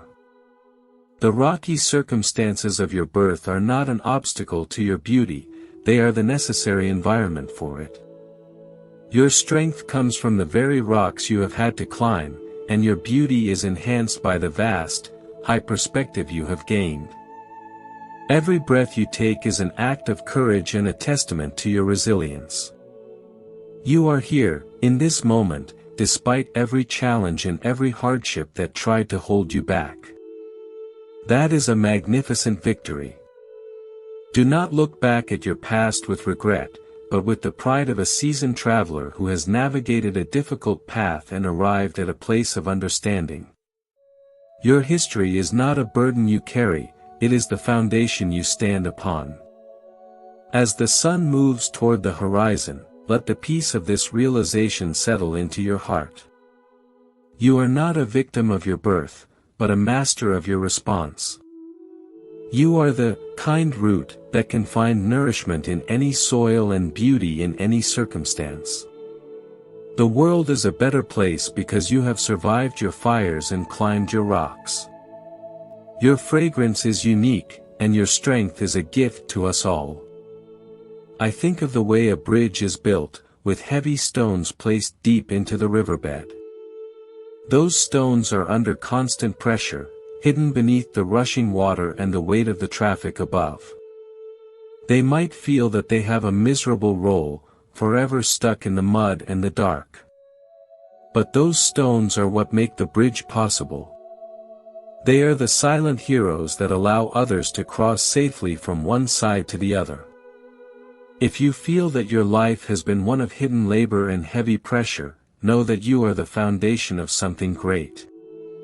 You are providing the stability and the strength that allow the world to keep moving forward. Your role is essential, even if it is not seen. Your endurance is beautiful, even if it is not praised. You are held in the highest regard by the heart of the universe, which knows exactly how much weight you have carried and how much grace you have maintained. Trust in the value of your own existence. Trust in the wisdom of your journey. Trust in the light that shines through every crack in your story. We are all walking each other home, and every story shared is a lamp on the path. As we continue this journey, let your heart be light and your mind be clear. You are exactly where you have been prepared to be. You are a masterpiece of endurance and a sanctuary of peace. The quiet peace of the earth at night, when the roots are drinking and the seeds are dreaming, is your peace. It is the peace of a life that has found its place in the grand design. You are home. You are safe. You are loved. The journey continues, and the stars are watching over you with a silent, eternal love. Every step is a blessing, every breath is a prayer. Imagine the silent work of a piece of coal that has been buried deep within the earth for millions of years, subjected to a pressure so immense it would crush anything less determined.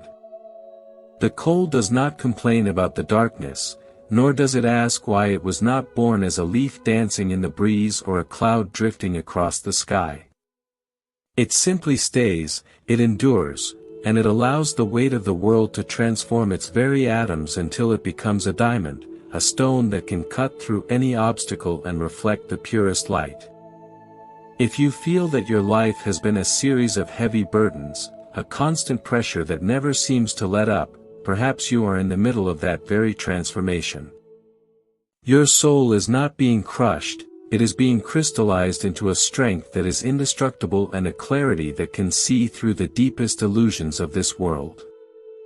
There is a story of a young man who was born with a memory that was like a sieve, unable to hold on to the names of people, the dates of history, or the complicated theories of the scholars. He felt he was born with a broken mind, a vessel that could never be filled with the knowledge that society deemed important. Because he could not rely on his memory, he was forced to live entirely in the immediate presence of the moment. He noticed the exact shade of the morning sky, the subtle shift in the wind before a storm, and the unspoken feelings in the hearts of those he met. While others were lost in their thoughts of the past and future, he was vibrantly alive in the now. His forgetfulness became his greatest teacher, stripping away the clutter of the mind to reveal the raw, beautiful reality of existence. He became a man of profound presence, a person whose very gaze could calm a restless soul because he was so entirely there with them. We often look at our limitations as walls that keep us in, but they are actually the banks of a river that give our life direction and power. If a river had no banks, it would just be a shallow, stagnant marsh with no strength to move or to clear its own path. The constraints of your birth, whether they are physical, social, or economic, are the banks that are concentrating your energy. They are forcing you to flow deeper, to move faster, and to carve a meaningful channel through the landscape of time. Do not resent the banks, for they are what turn your life into a powerful current of purpose. A life with no boundaries often lacks the depth that is required to reach the great ocean of peace. I remember a woman who was born into a life of wandering, never having a place to call home, always moving from one temporary shelter to another. She felt she had been born without roots, a person with no ground beneath her feet. However, because she never had an external home, she was forced to build an internal one. She learned how to find safety within her own breath, how to find warmth in her own kindness, and how to find a sense of belonging in the quiet space of her own heart. She told me that her lack of a house was what finally made her realize that the entire universe was her home. She could sit under any tree, walk down any street, and feel perfectly at home because she carried her sanctuary inside her. Her rootless birth had given her the freedom of the entire world. True stability is not found in having a firm place to stand, but in having a heart that remains steady even when the ground is moving. Many people who are born into great stability become terrified the moment change arrives, because they have never learned how to balance. If you were born into a life of constant change and instability, you have been training in the art of balance since your very first breath. You have a spiritual core that is like the center of a spinning top, motionless and calm while everything around it is in motion. This internal stillness is a gift that no one can take from you, and it is a light that will guide you through any storm that the world might throw your way. Consider the bell that hangs in a high tower, silent and still for most of the day. The bell does not choose when it is struck, nor does it choose the force of the hammer. Yet, when the strike comes, the bell does not crack or complain, it responds with a deep, resonant sound that carries for miles, calling people to prayer or marking the passing of the hours. Your life is like that bell, and the hardships you face are the strikes of the hammer. Each strike is an opportunity for you to find your own unique note, to let your soul ring out with a sound that is true and beautiful. The harder the strike, the more the sound resonates, reaching hearts that a softer tone could never touch. Do not fear the hammer, for it is what allows your music to be heard. There was once a girl who was born into a community where people were always arguing about what was right and what was wrong, creating a world of sharp divisions and hard hearts. She felt she was born into a battlefield. Instead of joining the fight, she began to collect the stories of those on both sides, listening to their fears, their hopes, and their secret sorrows. She realized that beneath the arguments, everyone was looking for the same things: love, safety, and a sense of being understood. She became a bridge, a person who could speak the language of the heart to those who had forgotten it. Her birth into conflict had made her a master of reconciliation. She was a kind root that grew through the cracks of the walls people had built, eventually bringing the whole structure down with the quiet power of her understanding. In the same way, the difficult people and the challenging situations you were born into are the raw materials for your greatest work. If you were born into a family of anger, you have the opportunity to become a master of patience. If you were born into a world of greed, you have the chance to become a champion of generosity. Your life is not a mistake, it is a perfectly staged opportunity for you to manifest the exact opposite of the darkness you see around you. You are the light that is specifically designed to shine in this particular darkness. The diversity of our paths is like the different ways that water travels from the mountains to the sea. Some water rushes down in a spectacular waterfall, while some meanders slowly through the meadows, and some travels silently underground, hidden from view. No path is better than the others, and all of them reach the same ocean in the end. The underground stream is not unlucky, because it cannot see the sun. It is performing a vital role by nourishing the roots of the trees and keeping the earth moist from within. You might feel that your life is hidden, quiet, or unimportant, but you are a vital part of the world's hidden nourishment. Your quiet endurance and your invisible kindness are what keep the world's heart from drying up. Every breath you take is a gift from the universe, a silent yes to your existence. You do not need to prove your worth or justify your place on this earth. The fact that you are here, breathing and feeling, is all the proof you need. You are a sacred being, a unique expression of the life force, and your journey is being watched over with immense love and respect. Do not let the judgments of the world or the difficulties of your birth make you forget your true nature. You are a child of the light, playing a part in a grand, beautiful, and mysterious story. As the evening shadows grow longer, let the quiet peace of the natural world settle into your soul. Notice how the trees do not compare themselves to each other, how the flowers bloom without asking for permission, and how the stars shine without needing an audience. They are all simply being what they are, and in their being, they are perfect. You, too, are perfect in your being. Your struggles, your flaws, and your unlucky start are all part of the perfection of your unfolding.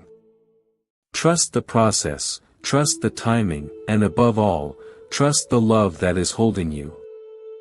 I think of the way a sculptor uses a chisel to remove the excess stone from a block of marble, revealing the statue that was always hidden inside.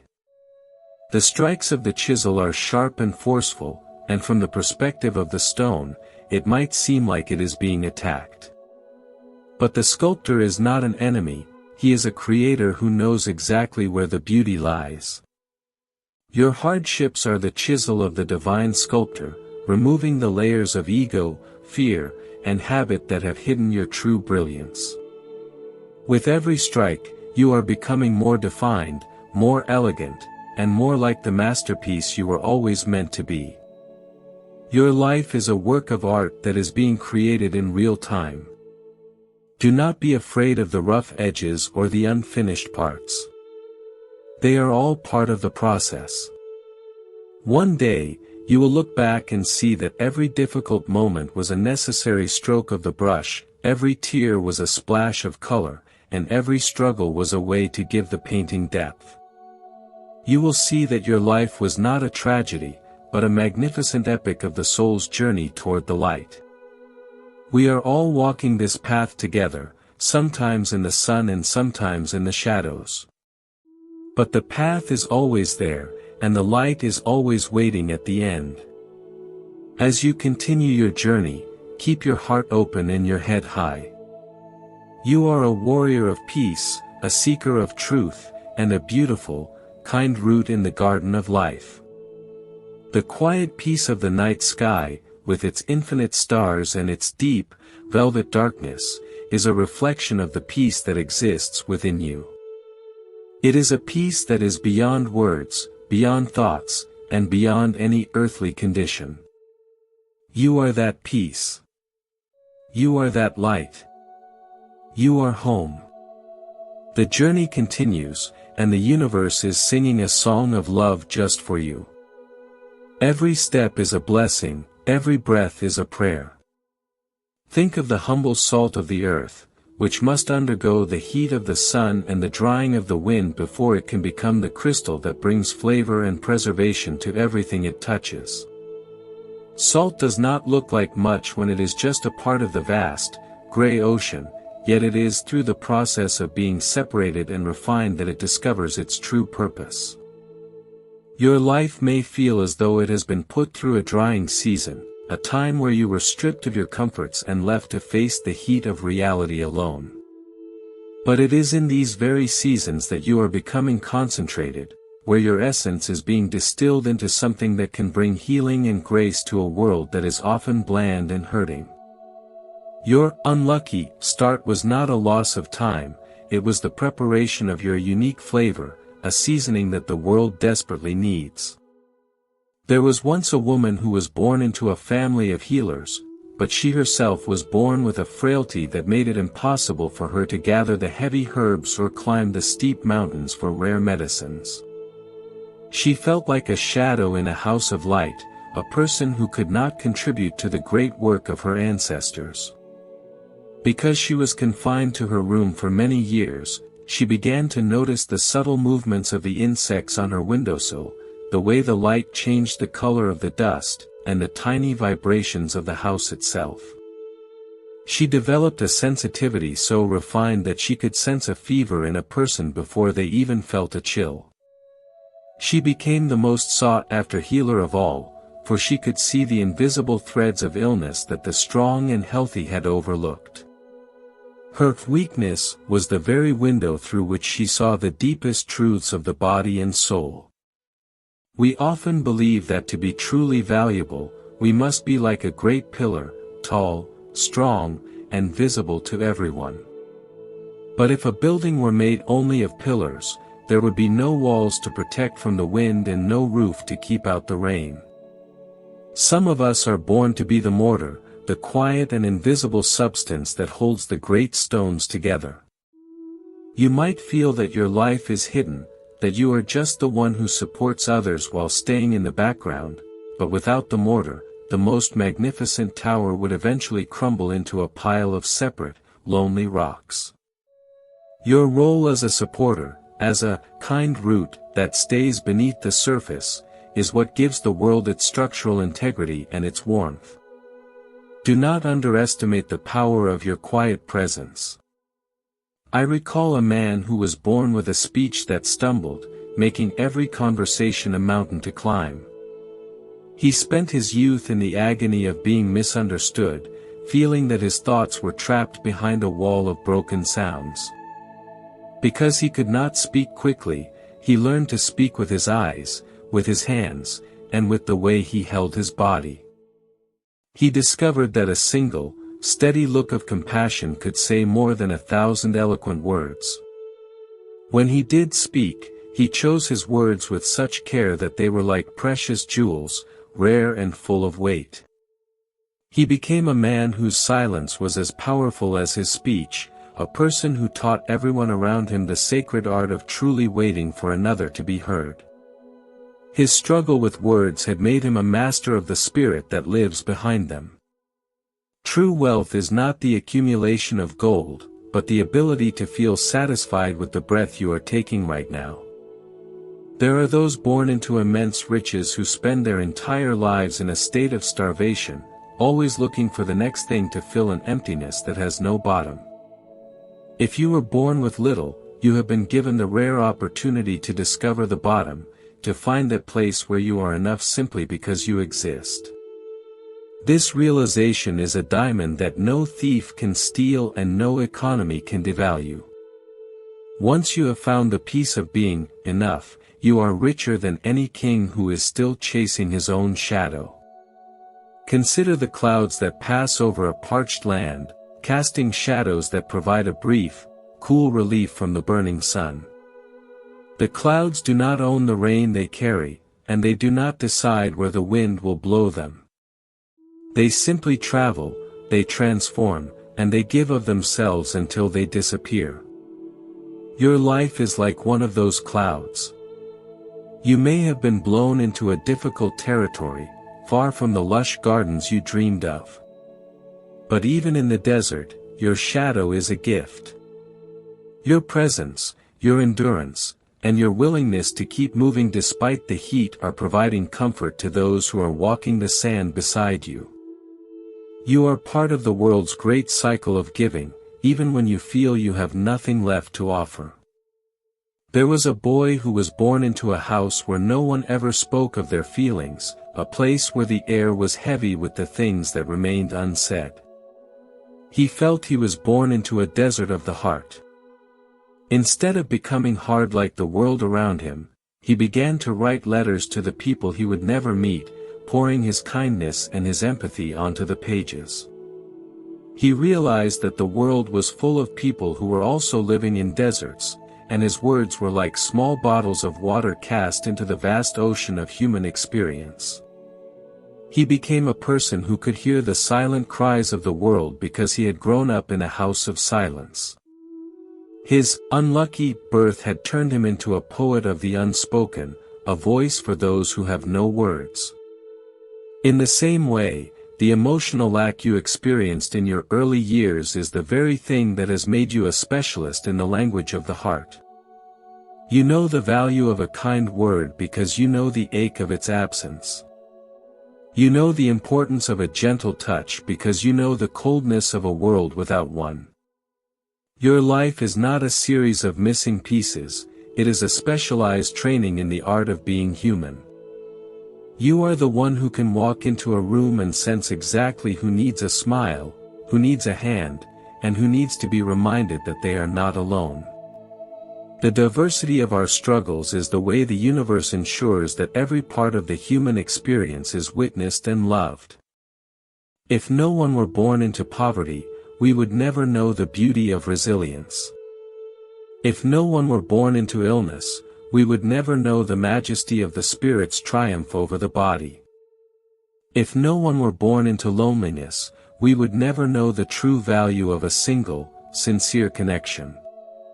Your specific struggle is your contribution to the world's understanding of itself. You are holding a piece of the truth that no one else can hold. Every breath you take is a ripple in the fabric of existence, a movement that changes the world in ways you cannot see. You do not need to do great things to be a person of great value. You simply need to be a person of great presence. Your willingness to stay, to endure, and to remain kind in the face of your own history is a magnificent act of spiritual rebellion. You are proving that the light is stronger than the shadows, and that the heart is greater than the circumstances. As the world turns and the stars begin to peer through the evening haze, feel the immense weight of the universe supporting you. The earth is not just something you walk upon, it is something that is actively holding you up. The air is not just something you breathe, it is something that is actively giving you life. You are a cherished part of this magnificent whole, and your journey is being guided by a wisdom that has no beginning and no end. Do not let the difficulties of your day or the shadows of your past make you forget that you are a sacred miracle in motion. I think of the way a candle flame dances in the wind, sometimes flickering low and sometimes flaring up bright. The flame does not try to fight the wind, and it does not worry about how long it will last. It simply burns, giving its light and its warmth to the darkness for as long as it is able. You are like that flame, and the circumstances of your birth are the winds of the world. Some winds are gentle and some are harsh, but the quality of your light remains the same. Your job is not to stop the wind, but to keep burning with all the sincerity you have. Your life is a sacred ritual, a long and beautiful prayer composed of your actions, your thoughts, and your quiet endurances. Do not be afraid of the parts that are difficult or the chapters that feel like they are written in the dark. Every part of the ritual is necessary, and every word of the prayer is heard. One day, you will see that your life was a bridge that allowed others to cross into a place of peace, a bridge built from the very stones that once blocked your path. We are all traveling this road together, each of us carrying our own unique map and our own unique burdens.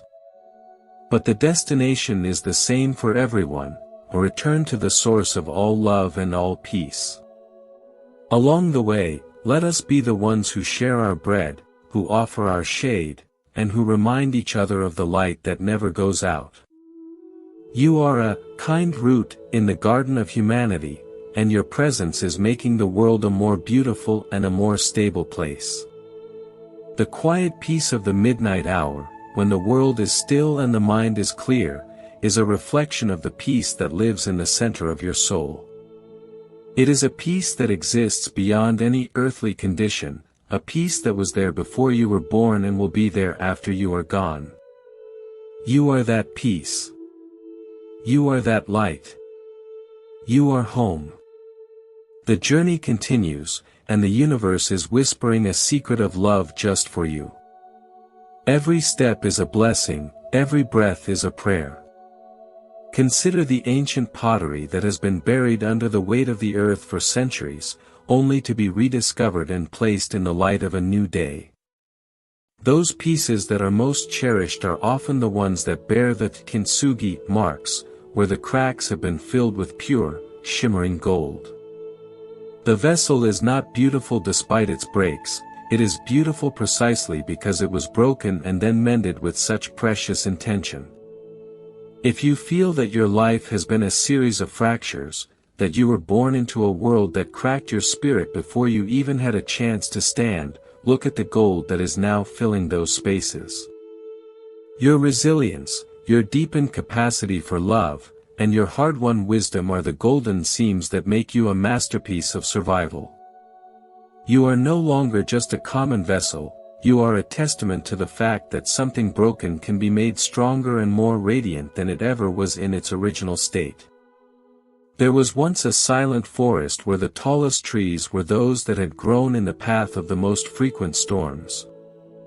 Their bark was thick and scarred, their branches were twisted into unique and complex shapes, and their roots had traveled deep into the crevices of the mountain to hold on tight. Visitors would often walk past the straight, young trees in the valley to stand in awe beneath these ancient giants. They realized that the straight trees told no story, but the twisted ones held the history of the wind, the memory of the rain, and the triumph of the spirit over the elements. Your life, with its difficult start and its many uphill battles, is like one of those magnificent, weathered trees. You are a living history of perseverance, and your presence offers a deep, stable shade to everyone who is currently facing their own storms. We often spend our lives waiting for a destination where all our problems will vanish, but the true peace is found in realizing that we are the sky, not the clouds. The clouds of poverty, the clouds of illness, and the clouds of loneliness may drift across the vast expanse of our life, sometimes blocking the sun for what feels like forever. But the sky does not fight the clouds, it does not judge them, and it is never diminished by them. You are that infinite, open sky. Your birth conditions were just the first few clouds of the morning, but they could never change the fundamental nature of your vast and peaceful being. When you stop identifying with the clouds and start remembering that you are the sky, the weight of your history begins to float away, leaving you with a sense of freedom that is as boundless as the horizon. I remember a man who was born into a life of constant labor, his hands calloused and his back bent from years of carrying the burdens of others. He told me that for a long time, he felt he was a prisoner of his birth, a man born only to toil while others enjoyed the fruits of the world. But one evening, as he sat watching the sunset after a long day in the fields, he realized that his labor had given him something the wealthy would never know, an absolute intimacy with the earth and a profound appreciation for the simplest rest. He found a joy in a cool drink of water and a deep peace in the quiet of the night that was so intense it felt like a holy blessing. His unlucky life had stripped away all the noise, leaving him with a heart that could vibrate with the subtle music of existence. He was the most content person I have ever met, for he had found the treasure that is hidden at the very bottom of a life of struggle. True merit is not something we are born with like a title or a bank account, it is something we earn through the quality of our response to the world. When you choose to be gentle in a world that was harsh to you, you are creating merit that shines like a star in the dark. When you choose to be honest in a world that rewarded deception, you are building a temple of integrity within your own soul. Your birth into hardship was not a sign that you lacked merit, but an invitation for you to manifest the highest virtues under the most challenging conditions. You are like a flame that burns most brilliantly when the night is at its coldest. The world may not always see your quiet victories, but the universe feels the warmth of every kind choice you make. Imagine a vast ocean where every drop of water is a soul on a journey. Some drops are at the crest of a beautiful, sunlit wave, while others are in the dark, cold depths far below. But the water is the same, the salt is the same, and the destination is the same. The drop in the depths is not less than the drop in the sun, it is simply experiencing a different part of the ocean's vast mystery. Eventually, the currents will shift, the deep water will rise to the surface, and the surface water will sink into the quiet dark. Your life is just one moment in this eternal movement. Do not be discouraged by the depth you find yourself in, for the ocean is holding you just as securely as it holds the highest wave. You are an inseparable part of the whole, and your journey is essential to the balance of the entire sea. There was a woman who was born into a family where love was never spoken, a house of frozen silences and cold glances. She grew up feeling like a winter flower that would never see the spring. Instead of becoming cold herself, she decided to become a sun. She spent her life offering warmth to everyone she met, speaking the words of encouragement she never heard and giving the hugs she never received. She realized that her unlucky start was actually a profound lesson in the necessity of warmth. Because she knew the pain of the cold so well, she became an expert in the art of the heart spring. She was a kind root that could thaw the frozen ground of any soul, simply by being the love she had once lacked. In the same way, the voids in your own life are the spaces where you can now provide for others. If you lacked a father, you can be the strength for the fatherless. If you lacked a home, you can be the sanctuary for the wanderer. Your history of suffering is a specialized education in the needs of the human heart. You are not a victim of what was missing, you are the provider of what is needed. Your life is a beautiful cycle of transformation, where every lack of the past becomes an abundance of the present. You are the proof that the heart can grow its own garden, even in the most barren soil. The diversity of our births is the universe's way of ensuring that no corner of existence is left without a witness. You were born into your specific circumstances because your light was needed in that exact spot. You are the eyes that see the beauty in the shadows, the ears that hear the music in the silence, and the heart that feels the love in the struggle. Do not wish to be anywhere else, for you are on a sacred mission. You are the kind root that is stabilizing the ground right where you stand. Your endurance is a prayer, your patience is a teaching, and your kindness is a miracle. Every breath you take is a connection to the source of all that is, a source that does not know the difference between rich and poor, sick and healthy, lucky or unlucky. In the eyes of the infinite, you are a radiant being of light, a beloved child of the cosmos, and a vital participant in the grand dance of creation. The difficulties of your birth are just the heavy boots you had to wear for this part of the journey, but they can never touch the brilliance of your soul. You are home even when you feel lost, you are loved even when you feel alone, and you are perfect even when you feel broken. As the sun sets on this conversation and the stars begin to weave their silver patterns in the sky, let the peace of this truth settle into the very marrow of your bones. You have traveled a long road, you have faced many storms, and you have carried many burdens. But look at the strength you have gained. Look at the depth you have found. Look at the light you are now carrying. You are a masterpiece of resilience, a sanctuary of peace, and a fountain of love. The world is a better place because you are in it, and the universe is singing a song of celebration for your every step. I think of the way a single, tiny sprout can push its way through a thick layer of asphalt to find the sun. It doesn't have a plan, it doesn't have a weapon, it just has the quiet, persistent power of life itself. You are that sprout. No matter how many layers of hardship have been laid over you, the power of your own being is stronger. You are breaking through. You are reaching the light. You are blooming. And the beauty of your flower will be all the more magnificent because of the darkness you had to move through to get here. Your life is a sacred bridge between the past and the future, a bridge built with the stones of your endurance and the mortar of your compassion.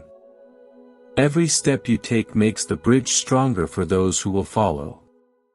You are a pioneer of the spirit, showing the way for everyone who thinks they are too broken to move or too unlucky to find peace. Your life is the proof that it can be done. You are the message of hope that the world has been waiting for. We are all part of a grand, beautiful, and mysterious tapestry, and your thread is the one that gives the pattern its depth and its soul. Do not compare your color to any other, for the pattern would be incomplete without your unique shade. Wear your history with pride, inhabit your life with grace, and let your heart be a home for everyone you meet. You are a kind root, and the garden of humanity is flourishing because of you.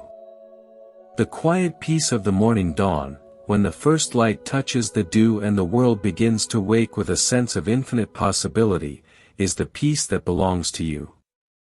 It is a peace that is always available, a peace that is your birthright, and a peace that is the true destination of your long journey. You have found your way. You are standing in the light. You are free. The journey continues, but the heavy lifting is done. From here on, let your life be a dance of gratitude and a song of love. Every step is a blessing, every breath is a prayer, and every moment is an eternity of peace. Trust the light, trust the love, and above all, trust the magnificent being that you have become. You are exactly where you belong. You are exactly who you were meant to be. Peace, absolute and eternal, be with you always.